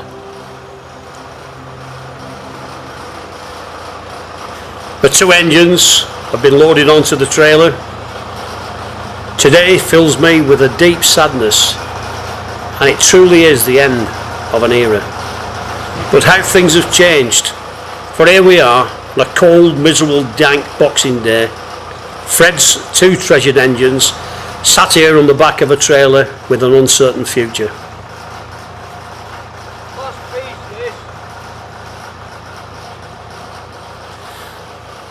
There's Fred's loyal friend Alf, bringing what looks to me to be a sheet metal gearing cover and lovingly laying that on the bed of the trailer to go to its new home. These thieves desecrated Fred's pride and joy, and in particular by stealing from the side the Flintshire County Council plate. This was a plate made of brass, which was like a registration plate, an owner's plate, because originally the steamroller had been owned by Flintshire County Council in North Wales. As often related by Fred, he'd purchased the roller back in the late 60s from a couple of Welsh scrap metal dealers who came from the very north part of Wales. Furthermore, there was a certain amount of damage and evidence of the thieves apparently trying to remove some of the workings and some of the fittings on the other side of the steamroller, and also a certain amount of items were missing from the tractor. Down the yard in the little shed which housed the Bennis Stoker stationary steam engine with a nameplate Caroline named after one of his daughters, this was found to be missing also, and evidently it was sent to a scrap metal yard somewhere in Greater Manchester and possibly now is either been smelted down or adorns the fireplace of a dealer. You'd consider, wouldn't you, that one of these metal dealers, whoever they may be, would clearly know it belonged to the famous Fred Dibnah and would therefore wish to return it, but regretfully this has not been the case. So where are they going now, Alan? Well, they're going back to Preston. I have a couple of steam engines myself. One will live with them, and the other one will live with a colleague of mine who's going to look after it in his premises. Like, you know, I can't get them both in, unfortunately. So, but that's the first time they've been together on a low loader before. So, I mean, Fred wasn't a low loader man to start with, but when he became famous, it was obvious he had to. If he was going to travel from one end of the country to another, he had to use low loaders. So, but that's the first time they've been. Well, I didn't do it all. No, I mean, I was just telling Sheila a funny story that one day he rang me up and it was like a Friday afternoon about 3 o'clock, and he asked me would I take him to Bishop's Castle. And I said, I'll go and get me diary. He said, what do you want your diary for? I said, I want to go now. Low loader's turned up for me and he can't get it on. It's too steep a ramp, scary fire. So I had to go there and then and pick him up and spent weekend in Bishop's Castle, which was very pleasant, you know. Is it tinged with sadness for you that they're leaving the home? Yeah, I mean, sadness as well that stuff's been robbed off them, you know. There's quite a bit of brasswork and copper robbed off them, but yeah, it's been a sad affair all around, you know. The main thing is we've all acted fast, haven't we? Yeah, I mean, it's the most interesting Boxing Day I've ever had, like, you know. I mean, they did ask me to come and do it on Christmas Day, but I drew the line there, but yeah. Would have been killed, wouldn't we? I'd have certainly had a divorce on my hands. Yeah. Well, it's another safe journey. Yeah, thanks very much. Thanks for your help, anyhow. You know, I can't believe how professionally and well the job is. Well, that's down to Johnson's. That I'm only transporting them, but he's the man who's pulled them out for us, you know. So it's Johnson's are the people. So, did a good job. Yeah. Okay. Thank you. So here we are at the end of a day that I thought I'd never see in my lifetime. Fred's two engines leaving their home for the very last time.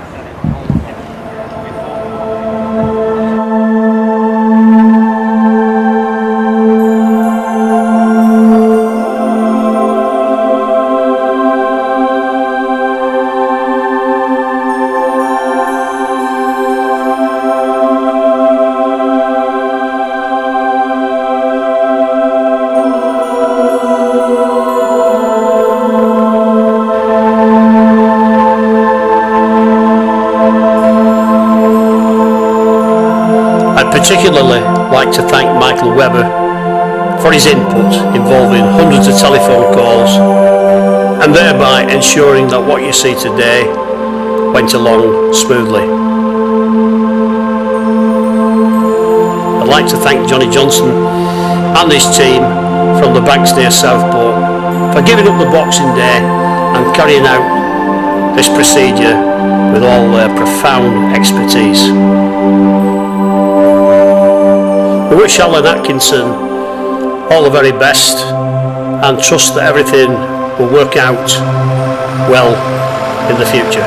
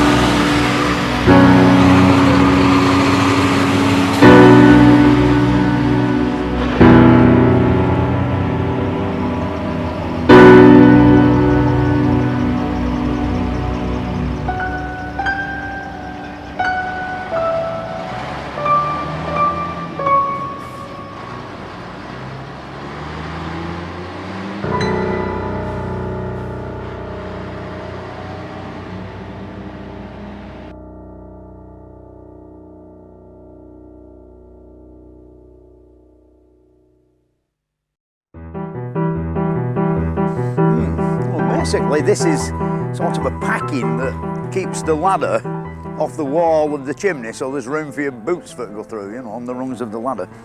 There's two schools of thought in this. One that, you know, tying them on with string is time consuming and all that, which it is. But the thing is, when it's being pulled up the side of the chimney, you know, by my mate here, and it bangs against something, it only busts the string, you know. Like the other school of thought is have a metal construction that's bolted to the ladder, which when that hits an iron band or something like that, it busts the bloody ladder, you see. String is cheaper than brand new ladders. So, but it does take a bit of time for tie them all on. Yeah, that's the only problem.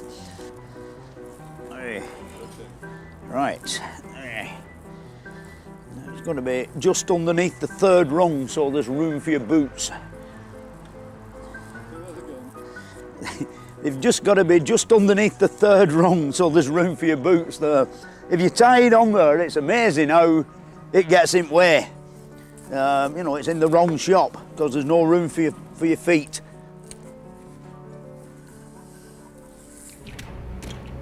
Yeah, basically that piece of wood is just to put there to hold the ladder off the wall. Here we are drilling the first hole in you know, which there is an hole actually there that's just been pointed up, to knocking the first dog, which will be the hole fast at the base of the first ladder, as you might say. Then goes the plugwood, which, as you can see, it doesn't go in very far, you know, but it's quite far enough, you know, it's quite safe. And that's what's termed as a dog. Then I'm going to knock in now, knocking in now. And the next stage is to the piece of rope. It's called a lashing, and it's a piece of rope about 5 foot long with a loop spliced on one end, as you can see. The next stage is to prop up a ladder and climb up it as though you were going up to clean the bedroom window. And then about 5 feet from the top of that ladder, you drill another hole, but in our case the hole's already there. You drill another hole as plumb and straight above the one below as you can get it, and insert another piece of plugwood and another dog.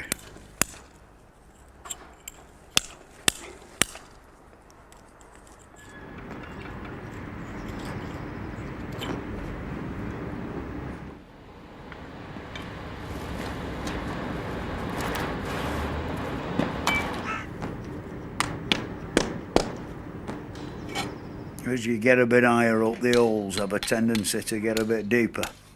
I think it's called fear.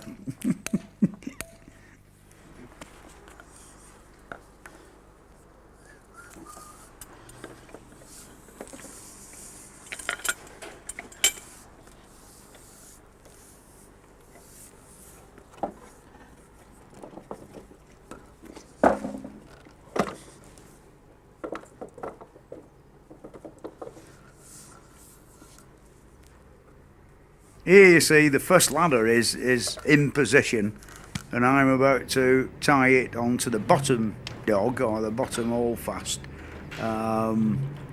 which you know, that's where the beer belly comes in handy. It's sort of round the hook, round the side of the cheek of the ladder, under the rung, round the hook, round the other cheek of the ladder, round the rung, and then back round the rung below, and a 12-inch on, and that's got it fast. It will not come off. And the thing to do also is use as much of the rope up as you can, because in a gale the ends start to blow about, and the whipping comes off the end of the rope, and then you've got one with like a cat o' nine tails end on it, you know, blowing about in the wind. That is the pulley wheel to pull up the next ladder.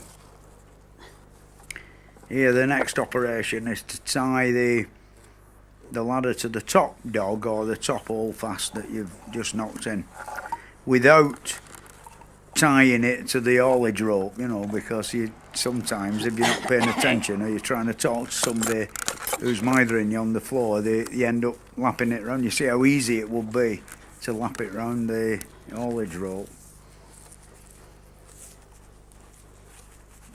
Yeah, that's it. That is now, the bottom ladder is now firmly fixed and as good as it'll ever be to the wall of the chimney. And the next operation is to climb up to the top of that ladder and sit astride the top iron rung and reach up as far as you can and drill another hole in the brickwork, which of course it's very easy for me here because having done this thing about 7 times before and used exactly the same holes every time, I know exactly how far I'm reaching and where I'm going, and it's quite an easy operation to keep the whole stack of ladders in a very straight line.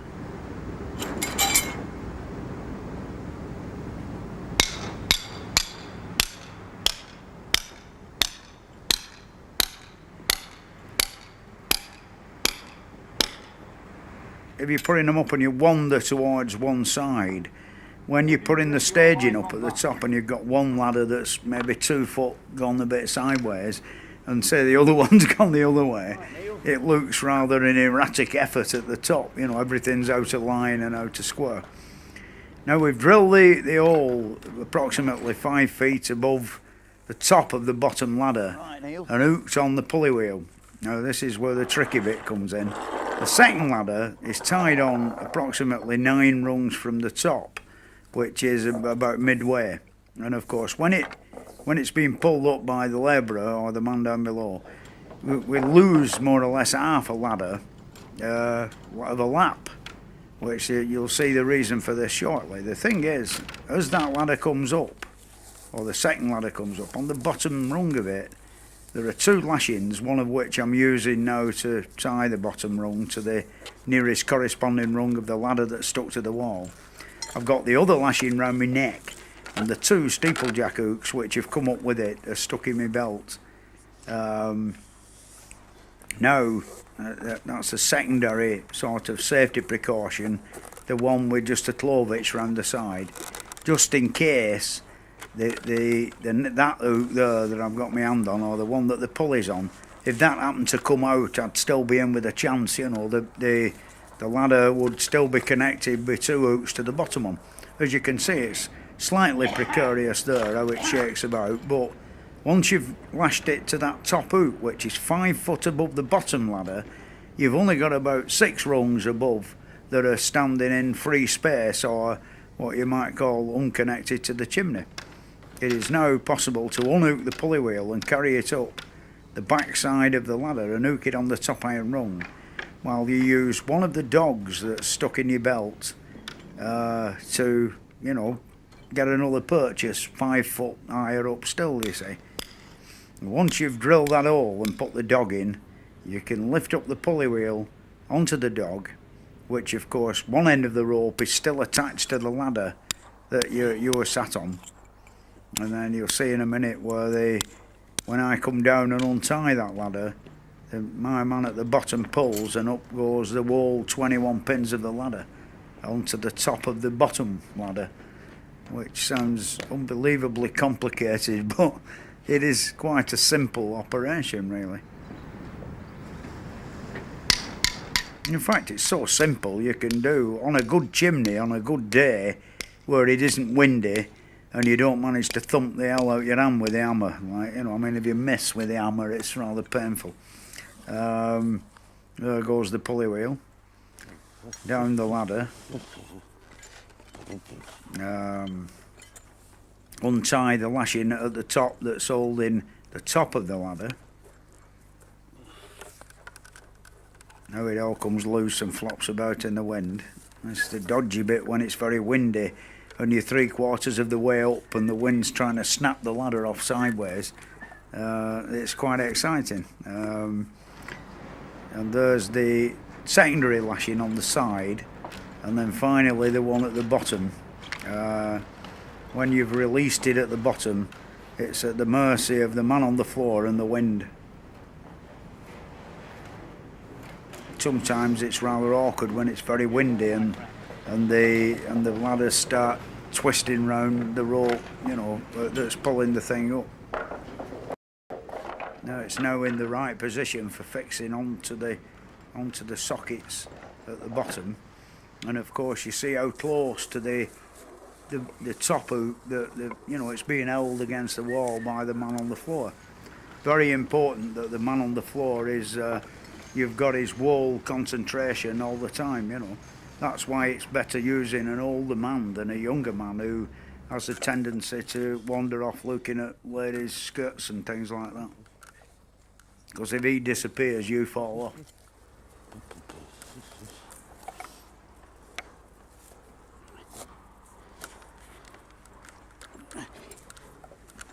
That's the setting ladder up, and that's what it's all about. Well, almost up.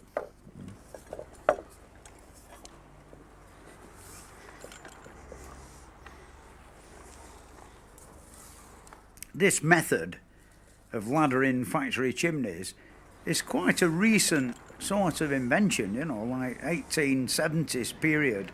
A bit before then, they actually flew kites to get string across the tops of chimneys, you know, a right weird situation.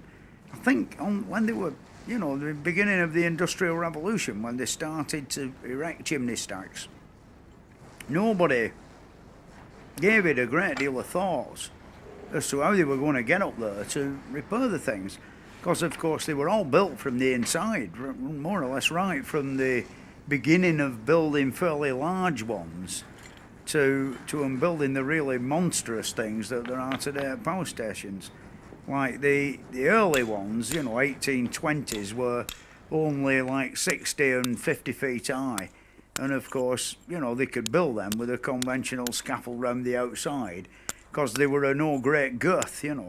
To circumnavigate the wall of that chimney, which might be 60 odd feet circumference with scaffolding, is going to cost a heck of a lot of money, you know. That's why I think steeplejacks have still can still earn a crust of bread, you know.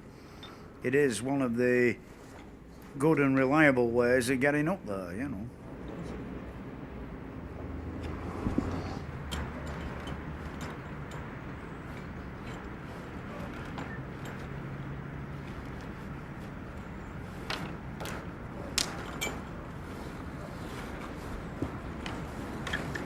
Basically, having got the second ladder up, you've more or less conquered it in a way, how you actually do the job.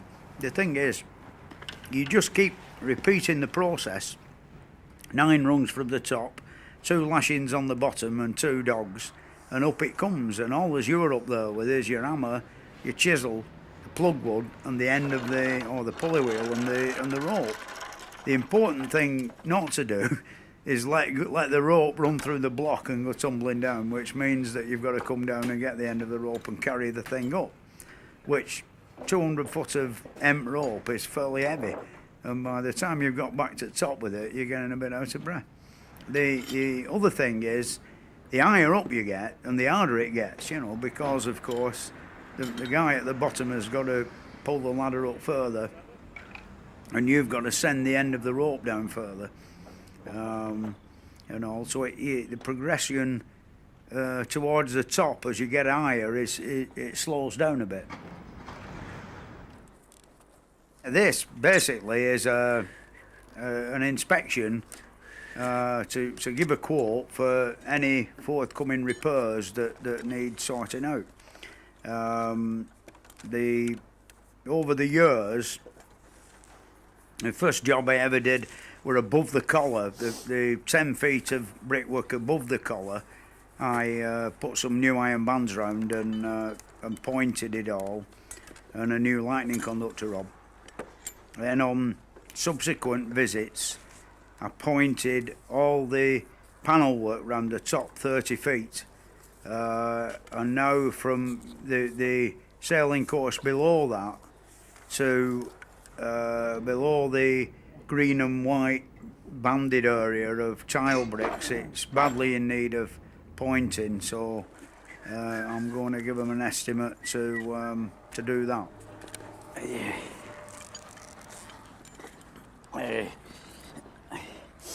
That's a bit of old-time steeplejack's plug wood, you know. Him who knocked that in there will be dead and gone, without a doubt.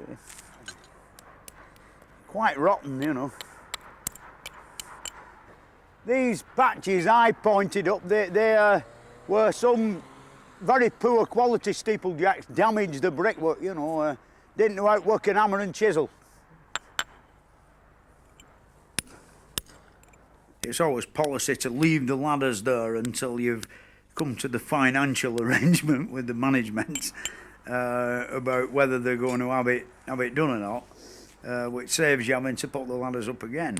The thing is that having secured the contract, if we're going to do it, we've then got to put what's termed as a staging round the top.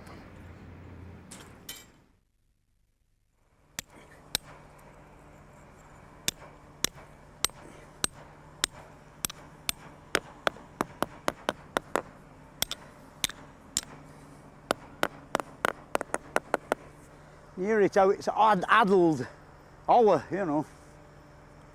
It's a shame, really.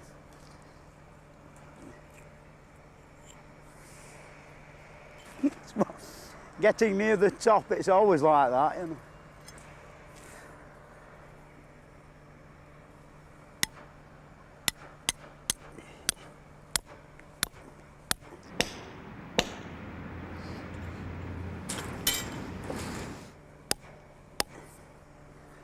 I think this time a few iron bands might be called for, you know, to screw it together a bit.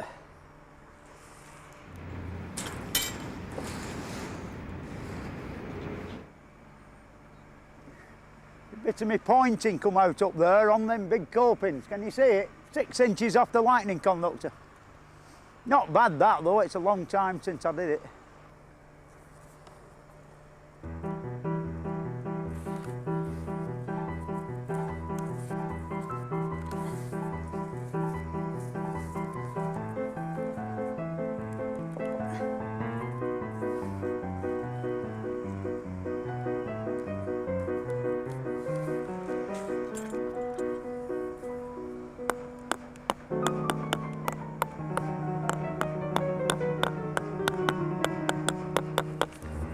Some of them are loose.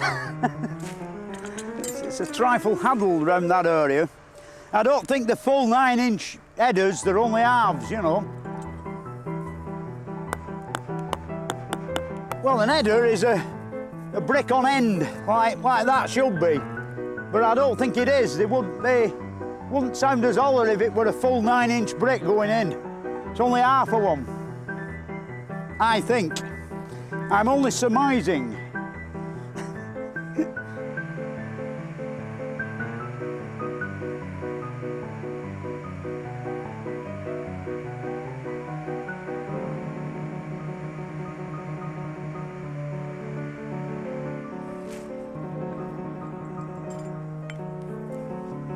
These are my dog holes that support my scaffold when I'm putting the scaffolding up.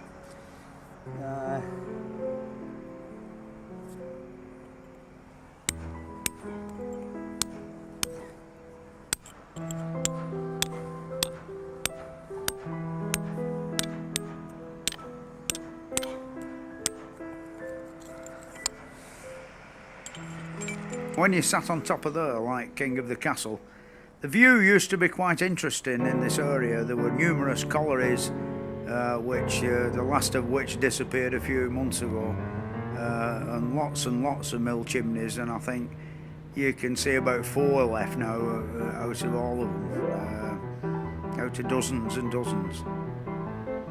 Not very far away there's the parish church of Atherton, which has got a distinct list on it through the mining subsidence.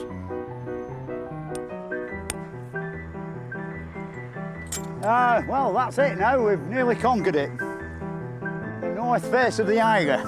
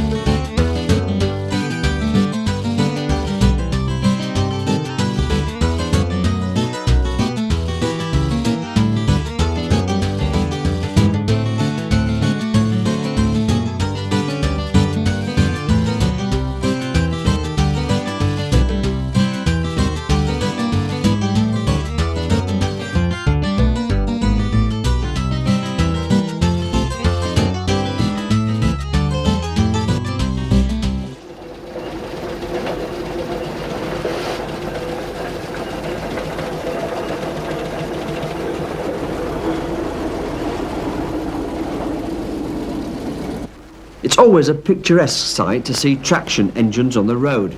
Fred often takes his 1912 Aveling and Porter road roller to traction engine rallies and is today on his way to Astle Park for the annual steam rally and get-together. Fred's road roller was originally named Alison after Fred's first wife, but following their divorce, the engine has been renamed Betsy after his mother because Fred feels mothers are more constant and reliable.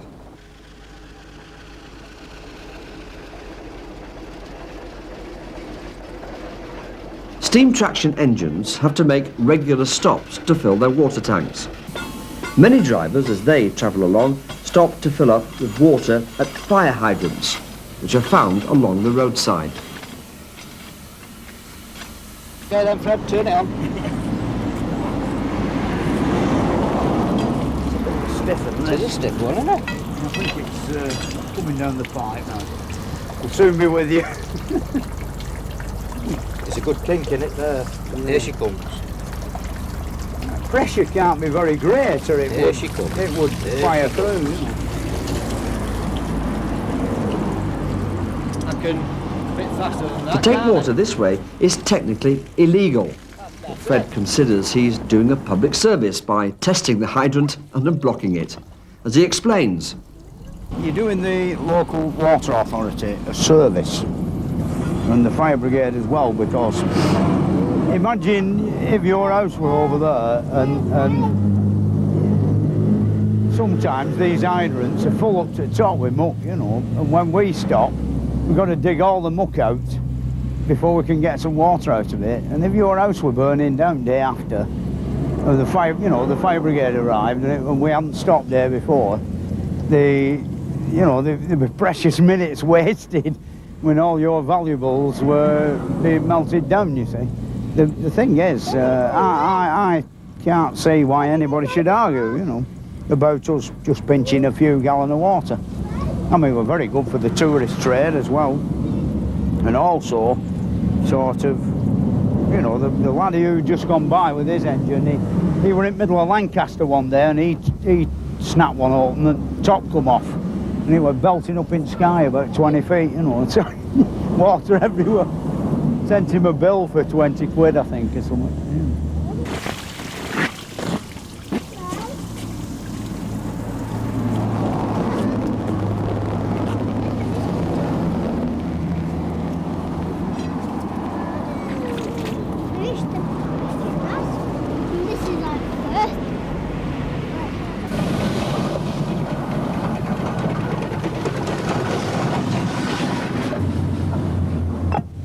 Yeah.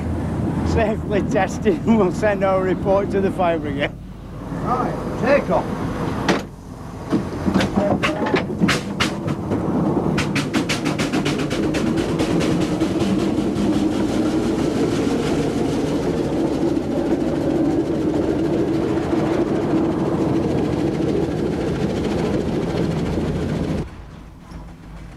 Fred loves an excuse to take his traction engine out on the road and enjoys the journey to the rally as much as the rally itself.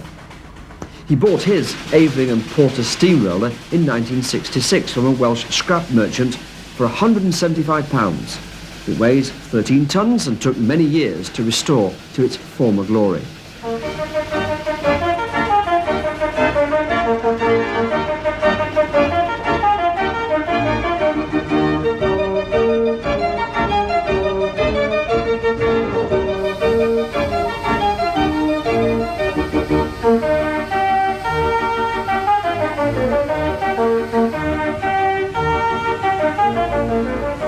There are a great many traction engines and exhibits at Astle Park this year, and whenever you see Fred, he's usually accompanied by his young son Jack. Already Jack is showing a keen interest in steam engines, and perhaps with a little prompting from his father, will follow in his footsteps.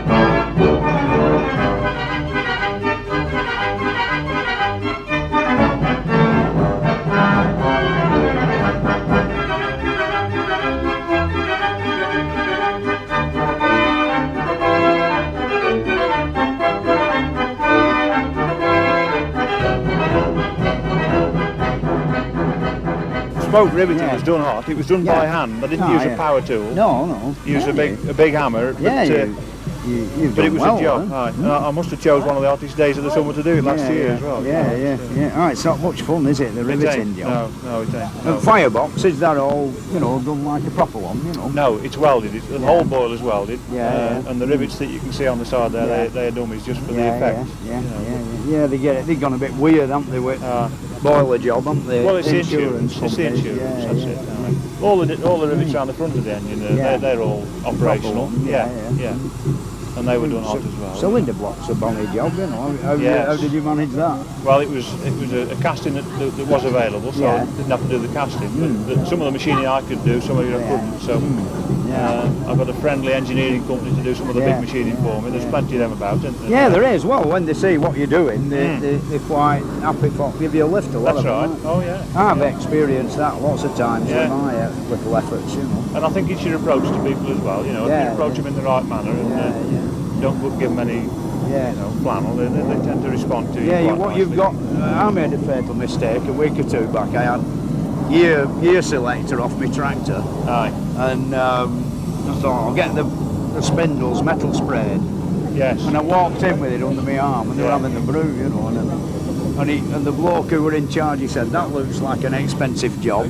And I said, well, I've no bloody money, And then he went off me after that. Well, they do that. Well, they either go that way, or you go in. If you go in with the wad, sometimes that works. Easy done. Measureless might ineffable, while angels delight to him the above. Thy ransom creation, the fables salvation, with true adoration shall sing to thy praise. He's a good singer, ain't he? Yeah, he's quite a boy, bit of a wisecracker. I'm getting too old for it, really, It's sort of the first 20 years are the worst. Such dirty things and all, and spew muck everywhere off. As soon as you finish cleaning it, it's as bad again after the first journey. So why did you do it then? I like it. It's sort of a love-hate relationship.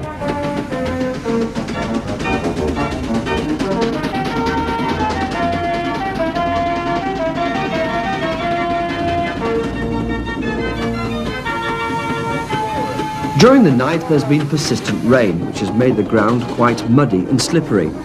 These are not ideal conditions for manoeuvring a steamroller out of the field, but Fred, with his usual confidence, manages to get Betsy rolling to start his long journey back to Bolton.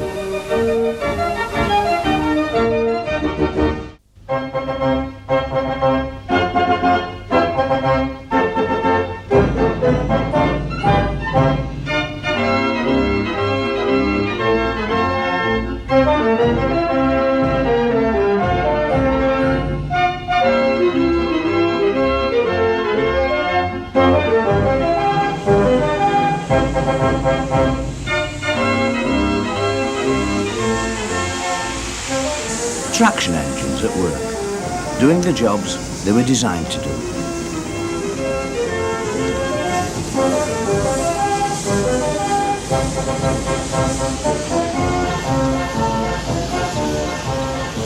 These engines here are at the Great Dorset Steam Fair. It's the world's largest traction engine rally. Engines come from all over Great Britain to perform the tasks they did in years gone by.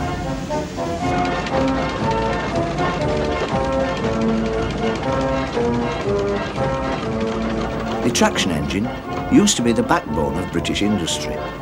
They were used for all the tasks that these days we take for granted with the push of a button or the turn of a key.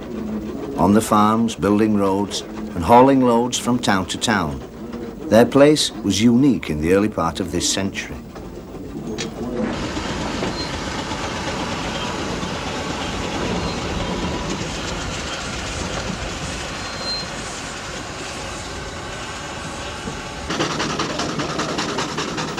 This is the heavy haulage section. where the engines really have to earn their keep. Each day during the show, the heavy haulage men work hard. Over the years, they've acquired trailers, bogies, and a whole range of tackle, so they can put on an authentic show for the public. Just imagine that lot driving down your street first thing in the morning.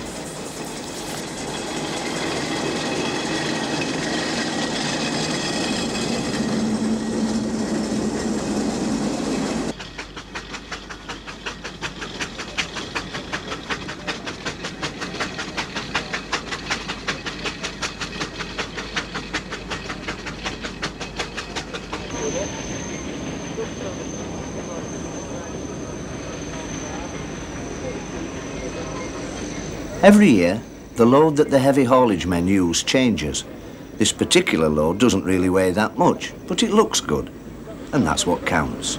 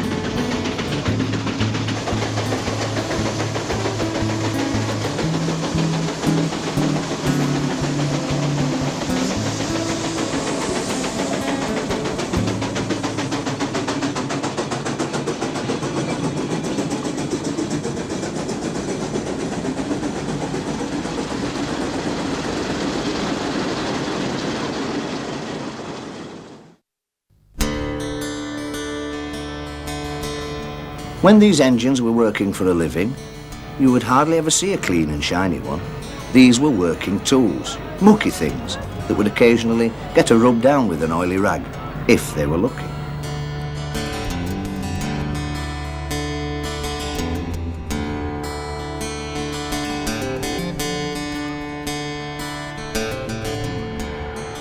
The average day for a traction engine would normally start in the early hours of the morning. Just imagine waking up on a winter's morning to get steam up, ready for a day of hard graft in the fields or out on the road. From the lighting of the fire to having a good head of steam would normally take a couple of hours. So your average steam man would normally get the fire going and then retire for breakfast and a pot of tea. Then, when the engine was blowing off nicely, he would give the wife a kiss, put on his cap, all steam men wore a cap, jump up on the footplate and drive off in a puff of smoke and steam. And they probably wouldn't return till late in the evening.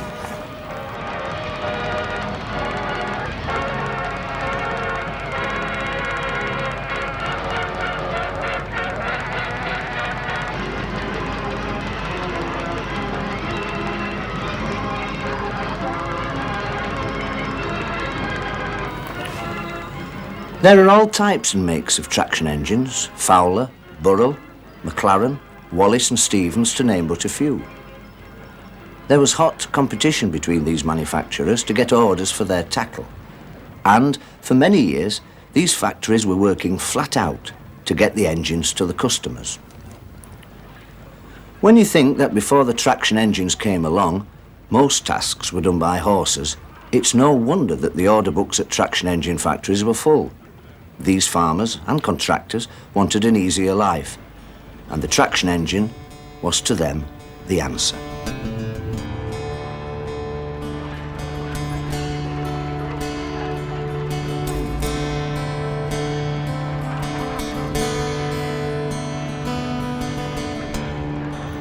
On delivery day, there are stories of farmers putting on their best suit and going to collect their new engine, then walking out through the towns and villages in front of the engine, chest stuck out as if to say, "Look what I've got." I suppose it would be a very proud day taking possession of one of these beauties.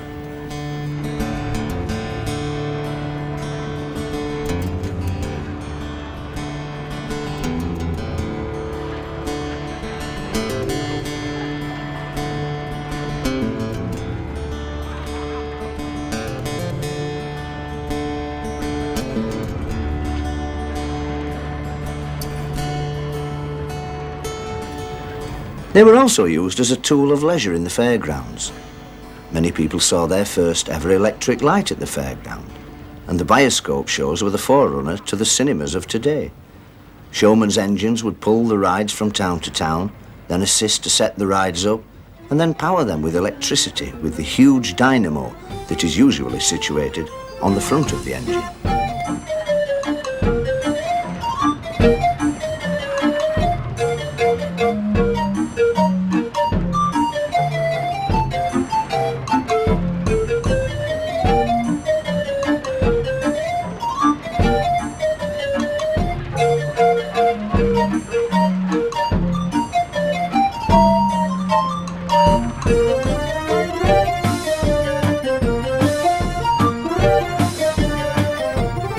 As the years went by, traction engines were being developed to do all sorts of tasks.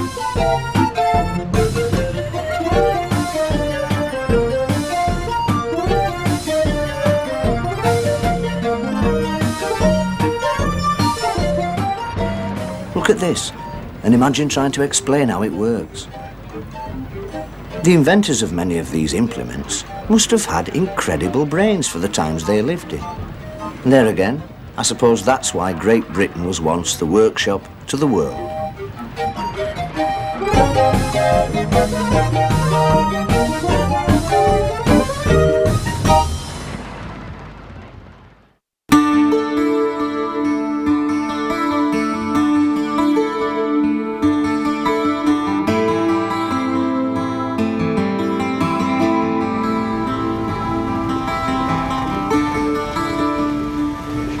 These old stone crushers, way back in Grandad's day, would often be seen on the side of the road.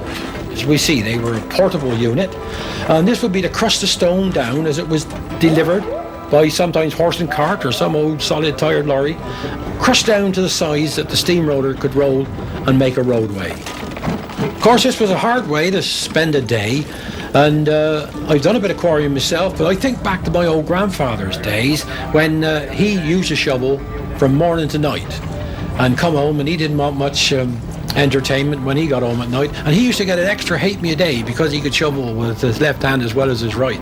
But not many people can use a damn shovel, but these kids are doing very well for young'uns. Well done, that.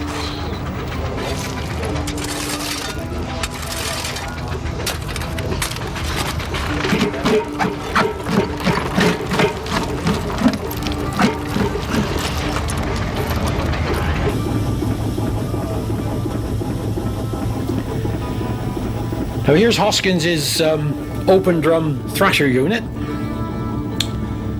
Many an accident was caused in the thrashing field due to a little carelessness with this old type of system.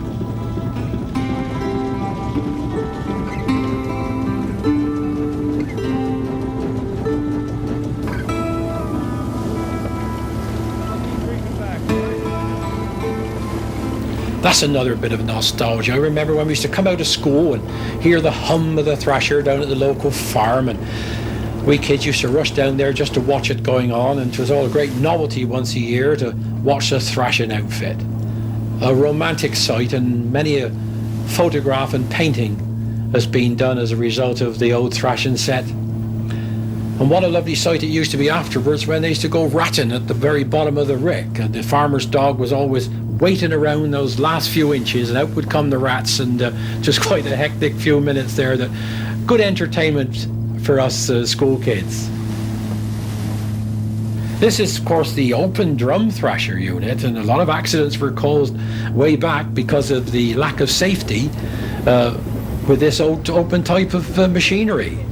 Wouldn't be allowed nowadays, but we can still demonstrate it here at the Great Dorset Steam Fair. Quite a technical bit of machinery, this, and of course the final product is the grain, which ends up on your table as a loaf. God forbid it should make a sliced one, but because you get some really good bread made out of this. Here on the show site, I might add, at times. And of course sometimes for animal feed.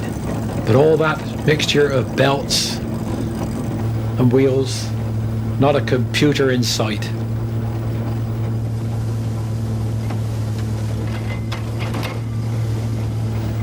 And plenty of dust.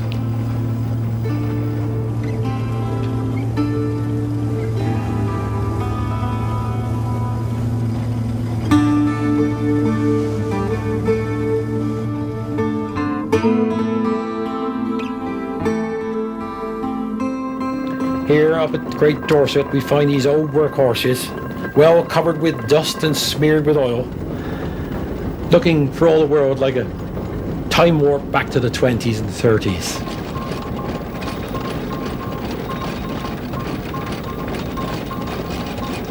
There's the big winch that plays out one end to let the plough go, and on the other engine it's pulling away to draw it towards us, each taking in turn to drag the plough from one side of the field to the other. Here she comes now, not only through deep soil, but up a fair gradient. Some of these engines go 12 and 15 nominal horsepower compared with the average of about 6 to 8 down there on the show field. The signalling is done by whistle. Usually it's a job for one man on the plough machine, but of course you'll always get eager people in for a ride and acting as ballast. Just look beyond the plough now at the size of this showground. 700 odd acres of exhibits and camping area. It's a vast show, but there's never a 100-yard walk without seeing something of great interest. Waiting for the whistle again to set off on its journey back down the slope and keep going all day. You can walk around this show and there's always something working. That's the beauty of it.